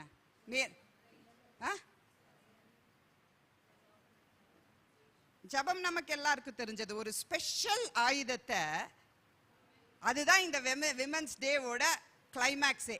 ஒரு ஸ்பெஷல் ஆயுதத்தை எஸ்தர் கையாண்டா. என்ன அது? பொறுமை. நான் சொன்ன அந்த 7 குவாலிட்டிஸை விட்டுட்டு வேற சொல்லுங்க. தாழ்மை, கிருபை, கீழ்ப்படிதல், உபவாசம். Very good. எஸ்தர் யூஸ் பண்ண ஒரு பவர்ஃபுல், சில நேரம் நம்ம கிறிஸ்டியன் கிளீஷேஸ்ன்னு சொல்லுவோம் பாருங்க. ஜபம், பொறுமை, ஞானம், இதெல்லாம் நம்ம கேட்டு கேட்டு கேட்டு பழகி இதெல்லாம் நம்ம பண்றோமான்னு தெரியல. ஆனா நம்ம அதை நல்லா சொல்லுவோம், ஓகேவா? But be very practical. Esther கையாண்ட ஆயுதம் என்னன்னா விருந்தோம்பல், கனப்படுத்தினா. வஸ்தி கிட்ட இல்லாத ஆயுதம் என்னன்னா அவளுக்கு அவளோட கணவரை ஹேண்டில் பண்ண தெரியல. she just walked off. But Esther என்ன பண்ணா? ராஜாவை கனம் பண்ணா, சத்ருவையும் கனம் பண்ணா. அதுதான் மோஸ்ட் பவர்ஃபுல் டூல். எஸ்தர் கத்தியே எடுக்கல, வெப்பனே எடுக்கல, பெரிய ஒரு தேசத்தையே எஸ்தர் காப்பாத்தினா. Without weapon, no weapon. அப்புறம் அவங்க பிசிக்கல் மேனிஃபெஸ்டேஷன், அவங்க மற்ற அந்த ஆகாகியர்களை அமெரிக்கரெல்லாம் கொண்டு குவித்தது அது வேற விஷயம். ஆனா எஸ்தர் ஒரு வெப்பன் கூட கையில எடுக்காம ஒரு தேசத்தையே ரட்சிச்சதுக்கு யூஸ் பண்ண அந்த வார்ஃபேர் டூல் என்னன்னா ஆனர். ஆனர், விருந்தோம்பல். என்ன கொடுத்தா ராஜாக்கு? மொர்தெகாய் சொல்றாரு, நீ இந்த டைம்ல நீ எலும்பாட்டி, அதுதான் நமக்கு பிடிச்ச வசனம். அதனால அந்த வசனம் எல்லாம் நான் எடுக்கல. இந்த டைமுக்காக தான் கர்த்தர் உன்னை எழுப்பியிருக்கார். நீ இப்போ எலும்பாட்டி ரட்சிப்பு யூதர்களுக்கு வேற இடத்துல இருந்து வரும். அவ சொன்ன மாத்திரத்துல அவ என்ன சொல்றா? ஃபர்ஸ்ட் அவ எடுத்த ஆயுதம், நீங்க சொன்னது கரெக்ட் தான். ஃபர்ஸ்ட் அவ என்ன பண்ணா? ஃபாஸ்டிங். நீங்க உபவாசம் பண்ணுங்க, நானும் என் தாதிமாரும் உபவாசம் பண்றோம். நாங்க உபவாசம் பண்ணிட்டு நான் ராஜா முன்னாடி போறேன். ஒருவேளை ராஜா என்ன அக்செப்ட் பண்ணாட்டி, நிறைய ஹிஸ்டரி எல்லாம் இருக்கு, பட் நமக்கு அவ்வளோ டைம் இல்லை, நிறைய காரியங்கள் இருக்கு. அவ சொல்ற, பரவாயில்ல, நான் செத்தாலும் பரவாயில்ல, நான் ராஜாவோட முன்னாடி போறேன், நான் உபவாசத்துக்கு அப்புறம் நான் போறேன் அப்படின்னு சொல்லி அவ ராஜா முன்னாடி போறா. ஆனா ராஜா கண்ணில் அவளுக்கு தய கிடைக்குது. அவ ராஜாவை பார்த்தது உடனே தன்னோட பிரச்சனையை அவசர அவசரமா சொல்லி ஒரு தீர்வு வேணும்னு சொல்லவே இல்லை. அவ ஃபர்ஸ்ட் யூஸ் பண்ண ஆயுதம் என்னன்னா, உங்களோட சித்தமானா, உங்க பிரியமானா, நீங்க இன்னைக்கு நான் வைக்கிற அந்த விருந்துக்கு நீங்க வர முடியுமா? உங்களோடு கூட நீங்க யாரை அழைத்துட்டு வரணும்? ஆமானையும் அழைச்சிட்டு வாங்க. ஹல்லேலூயா. நிறைய நேரம் பெரிய பெரிய காரியம் 3 மணி நேரம் ஜபிப்போம், 5 மணி நேரம். சின்ன காரியத்துல ஆவிக்குரிய யுத்தத்துல நம்ம ஜெயத்தை எடுக்காம தோற்று போயிடுவோம். சில நேரம் நம்ம யார நம்ம வாழ்க்கையில ஐயோ இவங்க ரொம்ப கெட்டவங்க, எனக்கு இவங்களை பிடிக்கவே இல்லைன்னு நினைக்கிறீங்களோ, அவங்க கரங்கள்ல இல்ல அவங்க வாய்கள்ல தான் நம்ம அற்புதம் இருக்கு. பக்கத்துல இருக்க அக்காவை பார்த்து சொல்லுங்க, அக்கா அது நீயாக்கா, எனக்கு தெரியலையாக்கா, உங்க வாயில தான் எனக்கு தேவையான பிரேக் த்ரூ இருக்குன்னு தெரியலையே, ஆனா உங்களை பார்த்தாலே என்னால முடியலையேக்கா. அப்படி இருக்காங்களா சில நபர்கள் நம்ம வாழ்க்கையில? ஷோ இந்த அம்மாவா அப்படின்னு நம்ம விலகி ஓடுற சில பீப்புள் இருக்காங்க. ஆனா you never know the miracle that you need. நம்ம ஹஸ்பண்ட் கிட்ட நம்ம நினைப்போம், ஐயோ என்ன இவர் இப்படி பண்ணிருக்கார். மேபி எனக்கு தேவையான பிரேக் த்ரூவே அந்த வாயில தான் இருக்கு. So be very careful. அதனால யாரையும் கனவீனமா பாத்துறாதீங்க. இன்னைக்கு விமென்ஸ் டேவோட ஒரு டூலோட தான் நீங்க கிளம்பி போறீங்க. யாரையுமே கனவீனமா பார்க்காதீங்க, யாரையுமே சின்னதா பார்க்காதீங்க. Don't dishonour anybody. You never know, உங்களோட பிரேக் த்ரூவோட சாவி அந்த கைகளில் தான் இருக்கலாம். Hallelujah. Hallelujah. God needs people to bring miracles. பரலோகத்துல இருந்து வானம் திறந்து அப்படியே உங்களுக்கு ஃபினான்ஷியல் பிரேக் த்ரூ அப்படியே வந்து கொட்டுதா? யாராவது வீட்டில் அப்படியே ஒரு நாள் நாங்கள் படுத்துட்டே இருந்தோம், என்னோட வீட்டோட ரூஃப் திறந்துச்சு, அதுல இருந்து பரலோகத்துல இருந்து டைரக்டா எனக்கு பணம் வந்ததுன்னு நம்ம சொல்ல முடியுமா? இல்லை. நான் ஒரு நீட்ல இருந்தேன், யாரோ ஒருத்தர் தேவன் உங்களை நினைப்பூட்டினாரு, இந்தாங்க சிஸ்டர் ஒரு 5 லட்சம் வச்சுக்கங்க கையில அப்படின்னு கொடுத்தாரு. So God needs people. அப்போ அந்த 5 லட்சம் நமக்கு கொடுக்குற அந்த நபர் இருக்கார்ல, அவர் இதயத்துல கர்த்தர் பேசணும், அவருக்கு நம்மளை பிடிக்கணும், அவருக்கு நம்மளை பிடிக்கணும். ஒருவேளை கர்த்தர் கொடுக்க விரும்புறாரு, அந்த எண்ணமும் அவருக்கு வந்துச்சு, நம்மளோட ஏதோ பிஹேவியர், நம்மளோட ஏதோ குவாலிட்டி அவங்களை இரிட்டேட் பண்ணி வச்சிருக்குன்னா நமக்கு 5 லட்சம் கொடுப்பாங்களா கொடுக்க மாட்டாங்களா? கர்த்தர் கொடுத்துட்டாரு, ஆனா நமக்கு ஆசீர்வாதம் வந்துச்சா இல்லையா? It will not come. புரியுதா? சிம்பிள் ட்ரூத் தான், ஆனா ப்ரொஃபவுண்ட் மீனிங் அதுல இருக்கு. இன்னைக்கு நம்ம நிறைய நேரம் நம்ம பிரேக் த்ரூ தொலைச்சதுக்கு காரணம் என்ன தெரியுமா? யாரை நம்ம ஆகாதவங்க, யாரை நம்ம வேண்டாதவங்கன்னு நினைச்சோமோ அவங்க கிட்ட தான் நம்மளோட பிரேக் த்ரூவோட சாவி. அப்படின்னா தேவன் என்ன சொல்றாருன்னா, நீ எந்த கசப்பும் வச்சுக்காத, அவங்கள ஜட்ஜ் பண்ணிட்டு நீ உட்காராத, நீ எந்த கசப்பும் இல்லாம ஏதோ இல்லாம ஒரு கிஃப்ட் வாங்கி கொடுத்து, அக்கா நான் உங்களை பார்க்க வந்தக்கா, எனக்கு கசப்பெல்லாம் இருந்துச்சு, ஆனா இந்தாங்க அக்கா உங்களை ஆசீர்வதிக்க விரும்புறேன்னு நீ நம்ம கிளியர் ஆயிட்டோன்னு வச்சுக்கோங்களேன். அப்பவே அந்த அக்கா மனசுல, ஐயோ இந்த பிள்ளைய பத்தி நம்ம என்னெல்லாம் சொன்னோம், ஆனா இந்த பிள்ளை வந்து நம்மளை ஆசீர்வதிச்சு போதே, அப்பா அப்ப கர்த்தர் என்ன நினைப்பூட்டுறாரோ, ஓகே கர்த்தர் நமக்கு நினைப்பூட்டினாரே, ஓகே நம்ம இதை செய்யணும் அப்படின்ற அந்த கரம் நீட்டப்படும். அதுதான் எஸ்தர் யூஸ் பண்ண டூல். ஹாமானுக்கு விருந்து எதுக்கு கொடுக்கணும்? ஃபர்ஸ்ட் நாள் ராஜா நீங்க மட்டும் வாங்க, நீ எனக்கு தீமை தானே பண்ற, வா நான் உனக்கு விருந்து தரேன், நீ சாப்பிடு, நீ சாப்பிடு. அந்த குணம் பார்த்தீங்களா? அந்த யூதர்களுக்கு உண்டான அந்த குணம் பார்த்தீங்களா? நீ சாப்பிடு, நீ விருந்து சாப்பிடு, நான் ஸ்ட்ராட்டஜிக் அப்ரோச் வச்சிருக்கேன். ஸ்ட்ராட்டஜிக், அவசரமே படல, timing. she knew the right timing. So எஸ்தரை போல அந்த ரைட் டைமிங். அடுத்த நாளும் கூப்பிடுறா விருந்துக்கு, அடுத்த நாள் வராங்க. அந்த ஃபர்ஸ்ட் நாள் விருந்துக்கு அப்புறம் அந்த ப்ரைடு இருக்கிற பீப்புள் என்ன பண்ணுவாங்க தெரியுங்களா? ஊரு ஃபுல்லா சொல்லி வைப்பாங்க, உனக்கு ஒரு விஷயம் தெரியுமா, இன்னைக்கு ராஜாத்தி வீட்டில் நான் டின்னருக்கு போனேன், ஐயோ என்ன சிக்கனு, கபாபு, மட்டனு, தந்தூரின்னு அவ்வளோ காரியங்கள் எனக்கு கொடுத்தாங்க, எல்லாம் சொல்லிட்டாரு. ஆனா அந்த ஆனாலும் அவருக்கு இதெல்லாம் நடந்தா கூட அந்த மொர்தக்காய் மேல இருக்கிற கோவம் அடங்க, அந்த கசப்பு என்னாச்சு அடங்க. இவ்வளோ ஒரு ராஜாத்தி கூப்பிட்டு விருந்து கொடுத்துருக்காரு, எவ்வளோ பெரிய காரியம் வாழ்க்கையில, அதை விட்டுட்டாரு. ஒருத்தன் இவருக்கு சல்யூட் பண்ணலையா? யூதர்கள் யாரு முன்னாடியும் முழங்கால் போட மாட்டாங்க, அவங்களோட தேவனை தவிர வேற எந்த மனுஷன் முன்னாடியும் முழங்கால் போடாதது அவங்களோட இது. அதனால்தான் அவன் சொல்றான், ஒரு கூட்டம் இருக்கு வித்தியாசமான குணத்தோட இது இருக்கு, இதை அழிக்கணும்னு. அதனால ஹாமான் புறப்படுறாரு. மொர்தெக்காய் நீ என்ன வணங்கல, ஆனா உன் இனத்தையே நான் அழிக்கிறேன்னு ஹாமான் சொல்றான். ஆனா நடந்தது என்ன தெரியுமா? விருந்துக்கு எஸ்தர் கூப்பிடுறா, அடுத்த நாளும் விருந்துக்கு கூப்பிடுறா.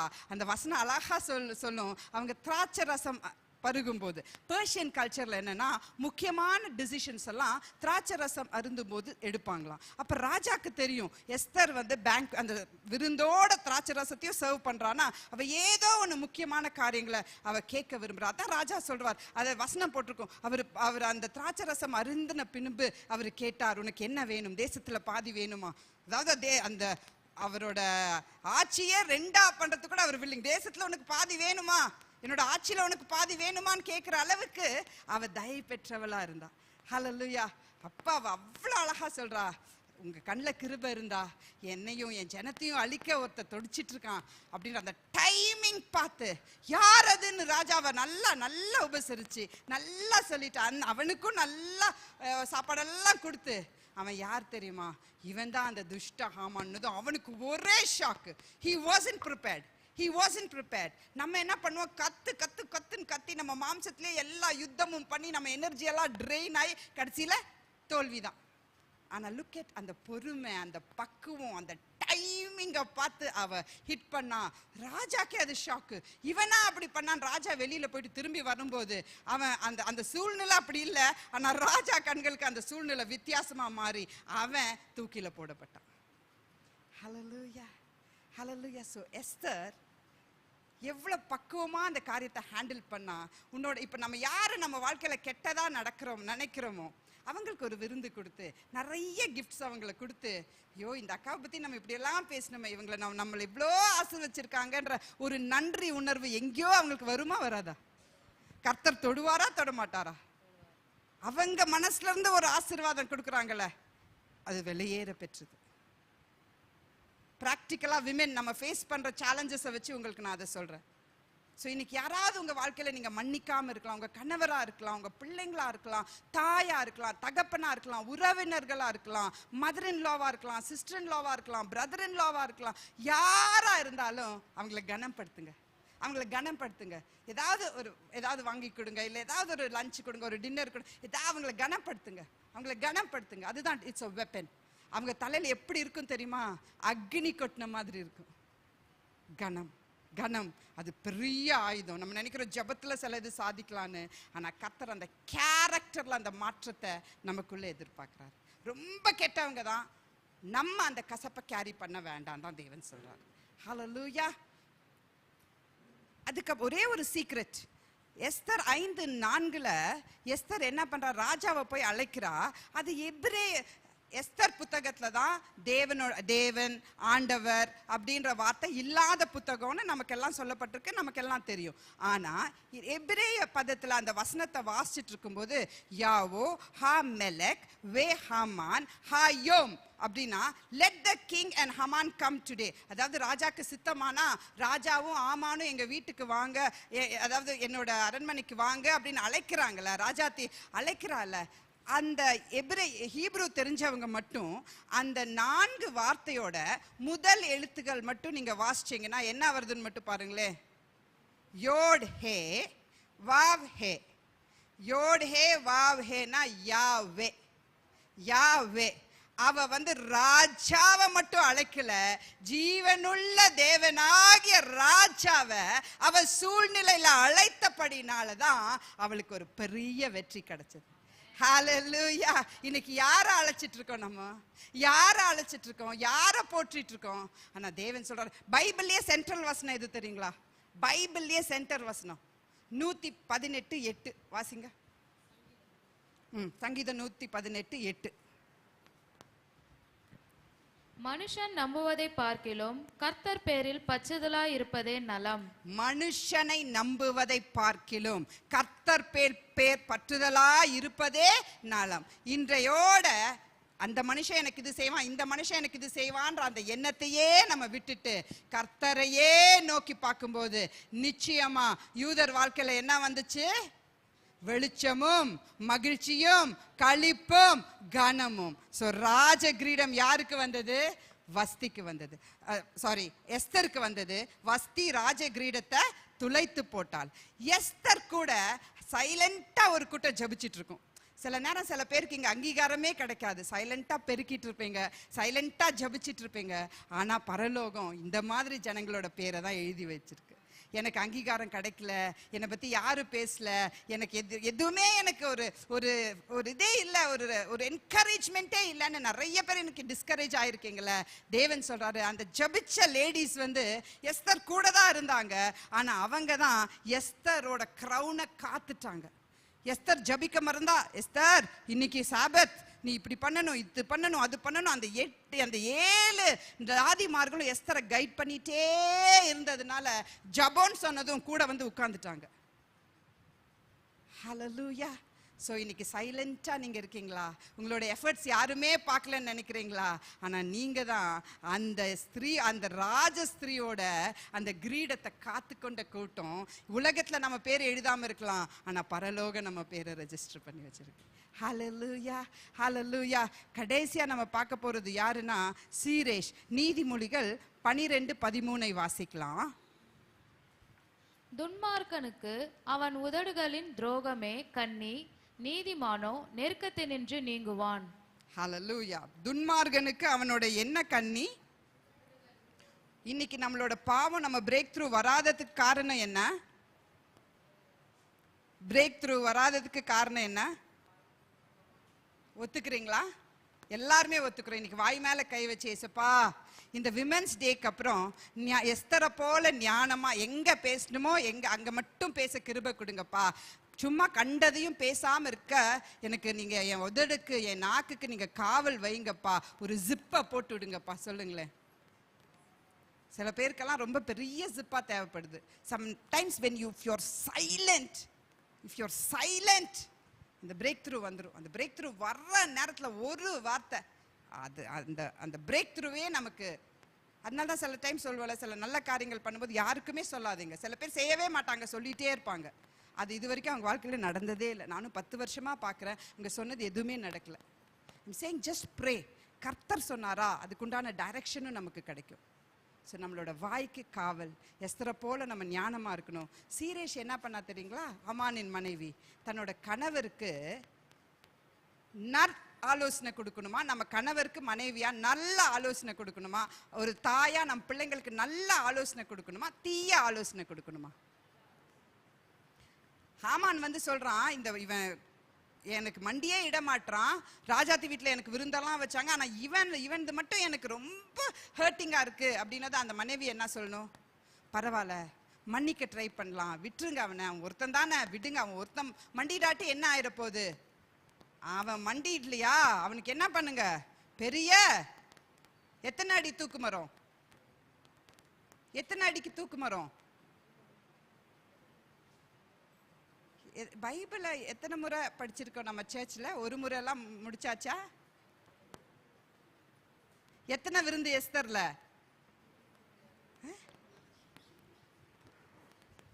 ஓகே, பைபிள் ஸ்டூடெண்ட்டுக்கு ப்ராஜெக்ட்ஸ் கொடுத்துடலாம்.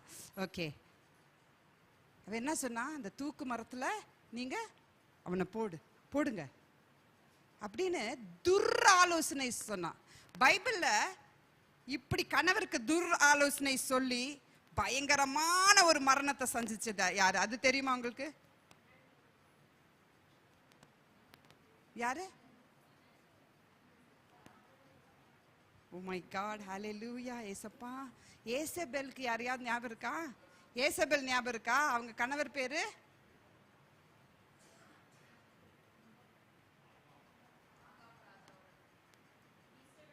ஹல்லேலூயா, ஹல்லேலூயா, ஹல்லேலூயா. அப்பா நன்றியோடு கூட துதிக்கிறோம்ப்பா. அப்பா எங்க கண்களை திறந்தருளுங்கப்பா. இனிமேல் இயேசுவின் நாமத்துல சீரியல் பார்க்கிற கண்கள் எல்லாம் வேதத்தை பார்க்கட்டும்பா. ஹல்லேலூயா. படம் 3 மணி நேரம் 4 மணி நேரம் பார்க்கிற கண்கள் எல்லாம் எஸ்தர் படத்தையும் எசேக்கியேலையும் இந்த சீசன்ல பார்க்கட்டும்பா. ஹல்லேலூயா. வேதத்து மேல ஒரு அளவற்ற ஒரு தாகம், வேதமே என் வாழ்க்கையா சபையில மாறுவதாகப்பா. நாபோத்தோட திராட்சை தோட்டம் வேணும்னு அவளோட கணவர் ஆசைப்பட்டுறான். அவன் கொடுக்க மாட்டேன்ட்டான். சரி பரவாயில்ல விடுங்க, இந்த திராட்சை தோட்டம் இல்லாட்டி என்ன, நம்ம வேற திராட்சை தோட்டம் வாங்க. அத அவனை கொன்னு ஒரு பெரிய டிராமா பண்ணி அதை அடைவாங்க. ஆனா அடைஞ்சதுக்கு அப்புறம் அதை என்ஜாய் பண்ண முடிஞ்சதா? மரணம் அகோரமா இருந்தது.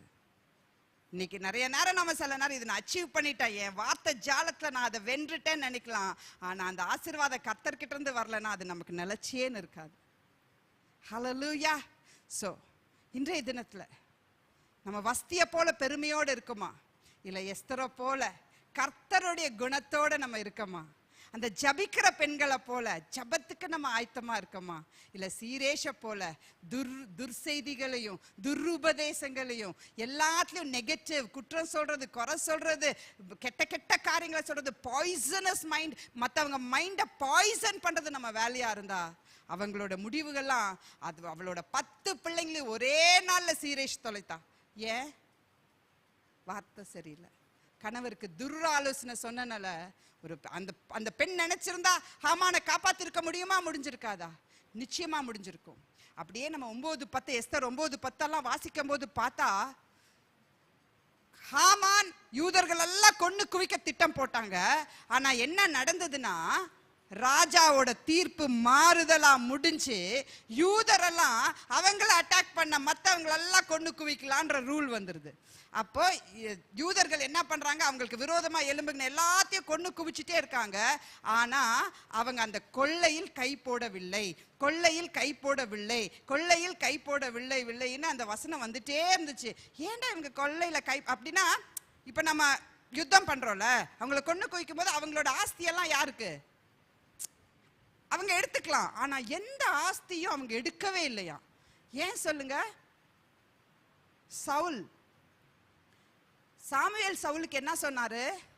நம்ம என்ன நீங்க என்ன பண்ணாத, அமலேக்கியாவோட கொள்ளைய எதுவுமே நீ எடுக்காத. ஆனா சவுல் என்ன பண்ணா, கொளுத்தவைகள் எல்லாம் எடுத்து வச்சுட்டு அவன் பொய் சொன்னான். ஆனா அவன் முடிக்காத ஒரு டாஸ்க இந்த ஜனங்களுக்கு தேவன் உயிர் பிச்சையை கொடுத்தாருல்ல, கொடுத்த அந்த நன்றியா அவங்கள கொன்னு குவித்தாங்களே தவிர ஒரு பொருளை கூட அவங்க கொள்ளையாடவே இல்லை. சவுல் எது கேள்விக்குறியா வச்சானோ இந்த யூத ஜனம் அது ஆச்சரியக்குறியா மாற்றினதுனால அவங்க வாழ்க்கையில வெளிச்சம் உண்டாயிற்று, அவங்க வாழ்க்கையில மகிழ்ச்சி உண்டாயிற்று, அவங்க வாழ்க்கையில களிப்பு உண்டாயிற்று, அவங்க வாழ்க்கையில அவங்க கனம் பெற்றார்கள். ஹல்லேலூயா, ஹல்லேலூயா. சோ தேவன் விரும்புறாரு அததான். கடைசியா அவங்க அந்த பூரிம் பண்டிகையை கொண்டாடுவாங்க பாருங்க. பூரிம்னா என்ன தெரியுங்களா? இதயம் பூரிக்கும்படி தேவன் காரியத்தை செய்தார். பூரிம்னா லார்ட்ஸ், நான் அது உள்ளலாம் போல. நமக்கு புரிய வேண்டியது என்னன்னா, இந்த மாதத்துல என் இதயம் இந்த குணாதிசயங்களோட நான் வளரும் போது தேவன் என் இதயம் பூரிக்கும்படி காரியங்களை செய்வார். அவங்க பூரிம் கொண்டாடினாங்க. அந்த பூரிமோட கொண்டாட்டத்தோட காரியம் என்ன தெரியுங்களா? இனத்தார் பந்துக்கள், இனஜந்து பந்துக்கள் எல்லாம் சொல்றோம்ல, ரிலேட்டிவ்ஸ், இவங்களுக்கெல்லாம் என்ன பண்ணாங்களா? கிஃப்ட்ஸ் அனுப்பிச்சாங்களாம். ஏழைகள், எளியோர்கள், விதவைகள் எல்லாரையும் அவங்க போஷிச்சாங்களாம். நற்கிரியைகள் செஞ்சாங்களா. ஐயோ தேவன் எங்களோட உயிரை தப்ப வித்தார், அதனால நாங்க ஒரு பெரிய வெளிச்சத்தின் சிந்தையோட கூட அநேக ஜனங்களை அவங்க போஷித்தாங்களாம். அந்த குணத்தை பார்த்தீங்களா? ஹல்லேலூயா. மார்ச் 2-3 தான் பூரிம். மார்ச் 2-3 தான் பூரிம். அதாவது இந்த வீக் தான் பூரிம் சீசன். அப்படின்னு சீசன் சொல்லும்போது இந்த நாட்களா சொல்ல மாட்டாங்க, சில தினங்களுக்கு அந்த சீசன். இது பூரிம் சீசன். இந்த சீசன்ல நம்ம இதயம் பூரிக்கும்படி தேவன் செய்வார். டைம் ஆச்சு. ஒரே ஒரு காரியத்தை சொல்லி நான் முடிக்க போறேன். இஸ்ரவேல் தேசம் ஈரானும் பயங்கர போர். அவங்க ஈரான் ஹமாஸ் என்ற தீவிரவாதிகளை உருவாக்குனாங்க, ஹெசபுல்லான்ற தீவிரவாதிகளை உருவாக்குனாங்க, ஹவுதீஸ் என்ற தீவிரவாதிகளை உண்டாக்கி வேற வேற பேர்ல அட்டாக்னு சொல்லிட்டு இஸ்ரவேல நம்ம பார்க்கிறோம். பெரிய பெரிய அட்டாக்ஸ். அந்த ஜனங்கள் அவ்வளோ அழுதாங்க, அவ்வளோ அவங்க கத்தரை விட்டும் நிறைய கீழ்ப்படியாத காரியங்கள்லாம் அவங்க செஞ்சாங்க. ஆனா நேற்றைய முன்தினம் நடந்த ஒரு பெரிய வெற்றி என்ன தெரியுங்களா? அந்த அயத்தோலாஸ் அப்படின்னா யாருன்னு உங்களுக்கு தெரியுமா? அயத்தோலாஸ்னா ஈரானோட ரூலர் ஈரானுக்கு ஒரு ரூலர் இருந்தாங்க, ஷாஸ் அப்படின்னு சொல்லுவாங்க. ஆனா இந்த இஸ்லாமிக் டெரரிஸ்ட் என்ன பண்ணாங்க, கொஞ்சம் கொஞ்சமா அந்த ஆட்சியை எடுத்துட்டு ஜனங்களை கொன்னு கூச்சி ஒரு சுப்ரீம் லீடர் அப்படின்னு சொல்லிட்டு அயத்தோலாஸ் அப்படின்ற டெரரிஸ்ட் குரூப் அந்த தேசத்தை ஃபுல்லா ஆக்கிரமணம் பண்ணிட்டாங்க. ஆக்கிரமணம் பண்ணிட்டு அவங்க என்ன பண்ணிருக்காங்க, 10 வருஷமா ஒரு ப்ராஜெக்ட். அந்த இப்ப இறந்து போனார் பாருங்க ஈரான் சுப்ரீம் லீடர், கொன்னுட்டாங்கன்னு தானே ஃபர்ஸ்ட் நாள் நமக்கு நியூஸ் கேட்டோம். அவர் யாருன்னா, அவர் ஒரு இஸ்லாமிக் டெரரிஸ்ட். அவர் ஹிட்லரை போல சர்வாதிகாரம் படிச்ச ஒரு மனுஷன். அவர் என்னென்னமோ அவங்க சொல்றாங்க. ஆனா நடந்த ஆக்சுவல் என்ன தெரியுமா? 10 வருஷத்துக்கு முன்னாடி ஈரான் ஒரு ப்ராஜெக்ட், அதாவது இந்த தலைவர்களுக்கெல்லாம் ஒரு வேளை இந்த மாதிரி ஒரு யுத்தம் வர காலத்துல யுத்தத்துக்கு அவங்க யுரேனியம்ல இருந்து நியூக்ளியர் வெப்பன்ஸ் எல்லாம் ஆயத்தம் பண்ணும்போது நமக்கு ஒரு பங்கரை நம்ம ரெடி பண்ணிக்கலாம் அப்படின்னு சொல்லிட்டு எத்தனையோ கிராமத்துக்கு அடியில ஒரு பங்கரை உருவாக்குறாங்க. அந்த பங்கருக்கு என்ட்ரன்ஸ் என்னன்னா, ஃபார் எக்ஸாம்பிள் இங்க சுத்தி கிராமங்கள் இருக்குல்ல, இப்போ ஃபார் எக்ஸாம்பிள் ஒரு என்ட்ரன்ஸ் காகிதப்பற்ற இருந்தா அந்த பங்கருக்குள்ள போற இன்னொரு என்ட்ரன்ஸ் சத்வாச்சரி ஏதோ ஒரு வீட்டுக்குள்ள இருக்கும். யாருக்குமே தெரியாது. அது சுத்தி இருந்தா கிராமம் மாதிரி தான் இருக்கும். ஆனா பங்கர்ஸா ஆம்பூர்ல ஒரு என்ட்ரன்ஸ் இருக்கும், வாலாஜால ஒரு என்ட்ரன்ஸ் இருக்கும், சென்னையில ஒரு, அப்படியே அவங்க ஒரு பெரிய ஒரு லெவல் ஆஃப் ஏரியால பங்கர்ஸ் 10 வருஷமா அந்த ப்ராஜெக்ட் பண்ணிட்டு இருக்காரு. எதுக்கு? ஒருவேளை யுத்தம் வரும்போது அவரு அயத்தோலாஸ்க்கு ஒரு பாதுகாப்பு, அந்த டாப் மேனேஜ்மெண்ட் பீப்புளுக்கு பாதுகாப்பு வேணும்னா ஒளியறதுக்கு. சேட் திங் என்ன தெரியுங்களா? அந்த மனுஷன் அவரோட ஆபீஸ்ல இருக்காரு, அவர் தியாகமா செத்தாரு, என்னென்னமோ காரியம் சொல்றாரு. அவருக்கு சாக போறோனே தெரியாது. ஒரு பெரிய மீட்டிங்ல 48 லீடர்ஸ் அங்க இருக்காங்க, இன்ஃபர்மேஷன் வருது. ஆனா மொசாட் ஏஜென்சி அங்க உள்ள இருந்தனால இன்ஃபர்மேஷன் பாஸ் பண்ணல, குண்டு போடுறாங்க. 48 ஒரு தேசத்தோட 48 தலைவர்கள் ஆன் த ஸ்பாட்ல மறிக்கிறாங்க. இவங்க 10 வருஷமா தன்னோட உயிரை காப்பாத்திக்கிறதுக்கு ஒரு பங்கர் இது பண்ணாங்கல்ல, அந்த பங்கருக்குள்ள அந்த மனுஷன் ஒரு நாளும் போல, அவன் சாகும் போறான்னு அவனுக்கு தெரியமோ இல்ல, அந்த பங்கர் அப்படியே காத்துட்டு இருக்கு. ஸோ மற்ற லீடர்ஸ் எல்லாம் என்ன பண்ணாங்க? அயத்தோலா தான் லீடர் தான் போயிட்டாரு, அந்த பங்கர்ல நம்மளாவது போவோம்னு சொல்லிட்டு மொத்த லீடர்ஸ், அந்த நாட்டோட மொத்த லீடர்ஸ் என்ன பண்ணாங்க? இந்த பங்கருக்குள்ள போயிட்டாங்க. இஸ்ரேல் என்ன பண்ணுச்சு தெரியுங்களா? அமைதியா 10 வருஷமா அவங்க கட்டினது கூட தெரிஞ்சிக்காமையே, ஆனால் ஃபுல்லாக அவங்க அந்த ப்ராஜெக்ட் ஆரம்பித்த அன்னையிலேருந்து அவங்கள ஃபாலோ பண்ணி எதுவுமே பேசல, தெரிஞ்சுக்கிட்ட மாதிரி காட்டவே இல்லை. இந்த பூரம் சீசனில் ஒரு பண்ண வேண்டிய ஒரு காரியம் என்ன தெரியுங்களா? Don't show off, just be quiet, just be silent. அவங்க சைலண்டாகவே இருந்தாங்க. டக்குன்னு ஒரு இன்ஃபர்மேஷன் வருது, ஈரானோட மொத்த லீடர்ஸும் அந்த பங்கர்ல தான் இருக்காங்க. அந்த 10 வருஷமா நம்ம கண்காணிச்சுட்டு இருந்த அதே பங்கர்ல மொத்த லீடர்ஸ் நேத்து போய் 2 டேஸ்க்கு முன்னாடி 100 பாம் அந்த இடத்துல போறாங்க. மொத்த எதிரிகளும் ஒரே இடத்துல சங்கரிக்கப்பட்டாங்க. ஹல்லேலூயா. அதுதான் பூரிம்ல அப்ப நடந்த அதே சீசன். பைபிள்ல பார்க்கும்போது டைம்ஸ் அண்ட் சீசன்ஸ் ரிப்பீட் ஆகும்னு சொல்லியிருக்கும். அந்த ரெப்படிஷனை பார்த்தா அதே மறுபடியும் அந்த பூரிம் சீசன்ல இந்த இஸ்ரவேல் தேசத்துக்கு விரோதமா எழும்பின அந்த ஈரான் தேசத்தோட மொத்த தலைவர்களும் கொண்டு இதே மாதிரி எஸ்தர் புத்தகத்துல நடந்த அதே காரியங்கள் 2 நாள் முன்னாடி இஸ்ரவேல் தேசம் லைவா அதை மறுபடியும் நடந்தது அந்த கண்ட்ரிக்கு. ஸோ தேவன் வைராக்கியம் உள்ள தேவன். ஆமென். தன் ஜனங்களுக்காக வைராக்கியம் உள்ள தேவன். நமக்கு ஞானத்தை தேவன் கொடுத்திருக்கார், பொறுமைய தேவன் கொடுத்திருக்கார், அன்பு நிறைஞ்ச தேவன். ரத்தத்தை பத்தி பாடணும், நமக்காக உயிரையே கொடுத்திருக்காரு தேவன். ஹல்லேலூயா. அந்த அன்பு நிறைஞ்ச தேவன் ஞானத்தோட காரியங்களை செய்யணும்னு விரும்புறாங்க. புத்தி உள்ள ஸ்திரீ வீடை கட்டுவாள், புத்தி இல்லாத ஸ்திரீயோ தன் கையினால் அந்த வீடை இடித்து போடுவா. எல்லாரும் எழும்பி நின்று ஒரு நிமிஷம் ஜெபத்தோட கூட, அப்பா புத்தி உள்ள ஸ்திரீயா, வஸ்திய போல பெருமையா இல்லாமப்பா, எஸ்தரை போல நற்குணசாலியாப்பா, அந்த பொறுமையா காத்திருந்து அந்த டைமிங்காக நான் காத்திருந்துப்பா. அப்பா ஜெபத்தோட கூடப்பா என்னோடு இணைந்து ஜபிக்க ஒரு சேனையை நான் எழுப்பிப்பா. அப்பா சீரேஷ போல துருபதேசங்களும் கெட்ட காரியங்களும் பேசாத ஒரு பிள்ளையா அப்பா என் வாழ்க்கையை நான் அர்ப்பணிக்கிறேன்ப்பா.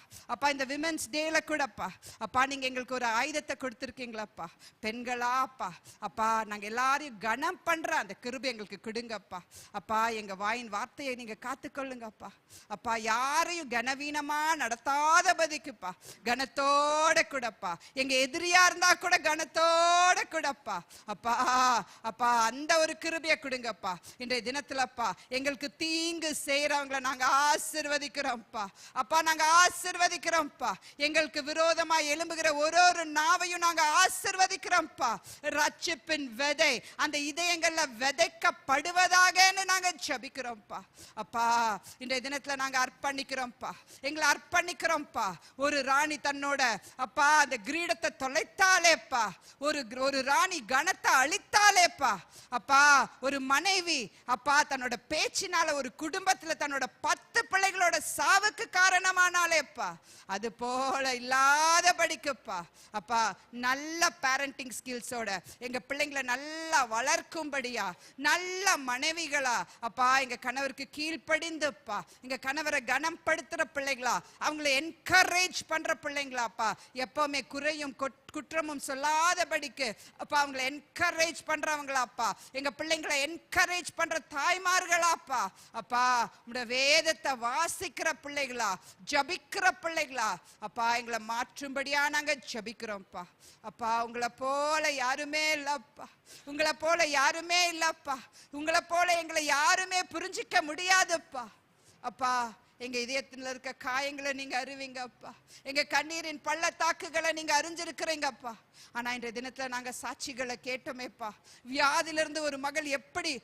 வசனத்தை எழுதி ஜெயித்தாலேப்பா அது போல எங்களை எழுப்பி விடுங்கப்பா எந்த சூழ்நிலையும் பார்த்து சோர்ந்து உட்காராதபடிக்குப்பா அப்பா அப்பா சாப்பாடே இல்லாம பெற்றோரும் இல்லாம அப்பா ஸ்ட்ரீட்ல திரிஞ்ச ஒரு பிள்ளை இன்னைக்கு ஒரு ஆர்கனைசேஷனோட தலைவியா அநேகரை போஷிக்கிறவும் படிக்க வைக்கவும் அநேக உடைந்து போன குடும்பங்களை கட்டுகிற ஒரு நிலைக்கு நீங்க உயர்த்திருக்கீங்களப்பா அப்பா நாங்க வாசிச்ச வசனத்தின் படிப்பா இன்றைய தினத்துல சபையில இருக்கிற ஒருத்தர் மேலையும் வெளிச்சம் உண்டாவதாகப்பா அந்த இருளை நீக்கி போடுங்கப்பா இயேசுவின் நாமத்துல அப்பா மகிழ்ச்சி உண்டாகட்டும்பா அந்த சாம்பலை எடுத்து போடுங்கப்பா சிங்காரத்தினால உங்களோட பிள்ளைங்களை அலங்கரிங்கப்பா களிப்புனால நிரப்புங்கப்பா எங்க அப்பா எனக்கு இருக்கார் எனக்காக யாவையும் செய்து முடிப்பார் என்ற அந்த ஆனந்த களிப்பின் அபிஷேகம் ஆனந்த தைலத்தின் அபிஷேகத்தினாலப்பா ஒருத்தரையும் நீங்க நிரப்பும்படியா நாங்க ஜபிக்கிறோம்ப்பா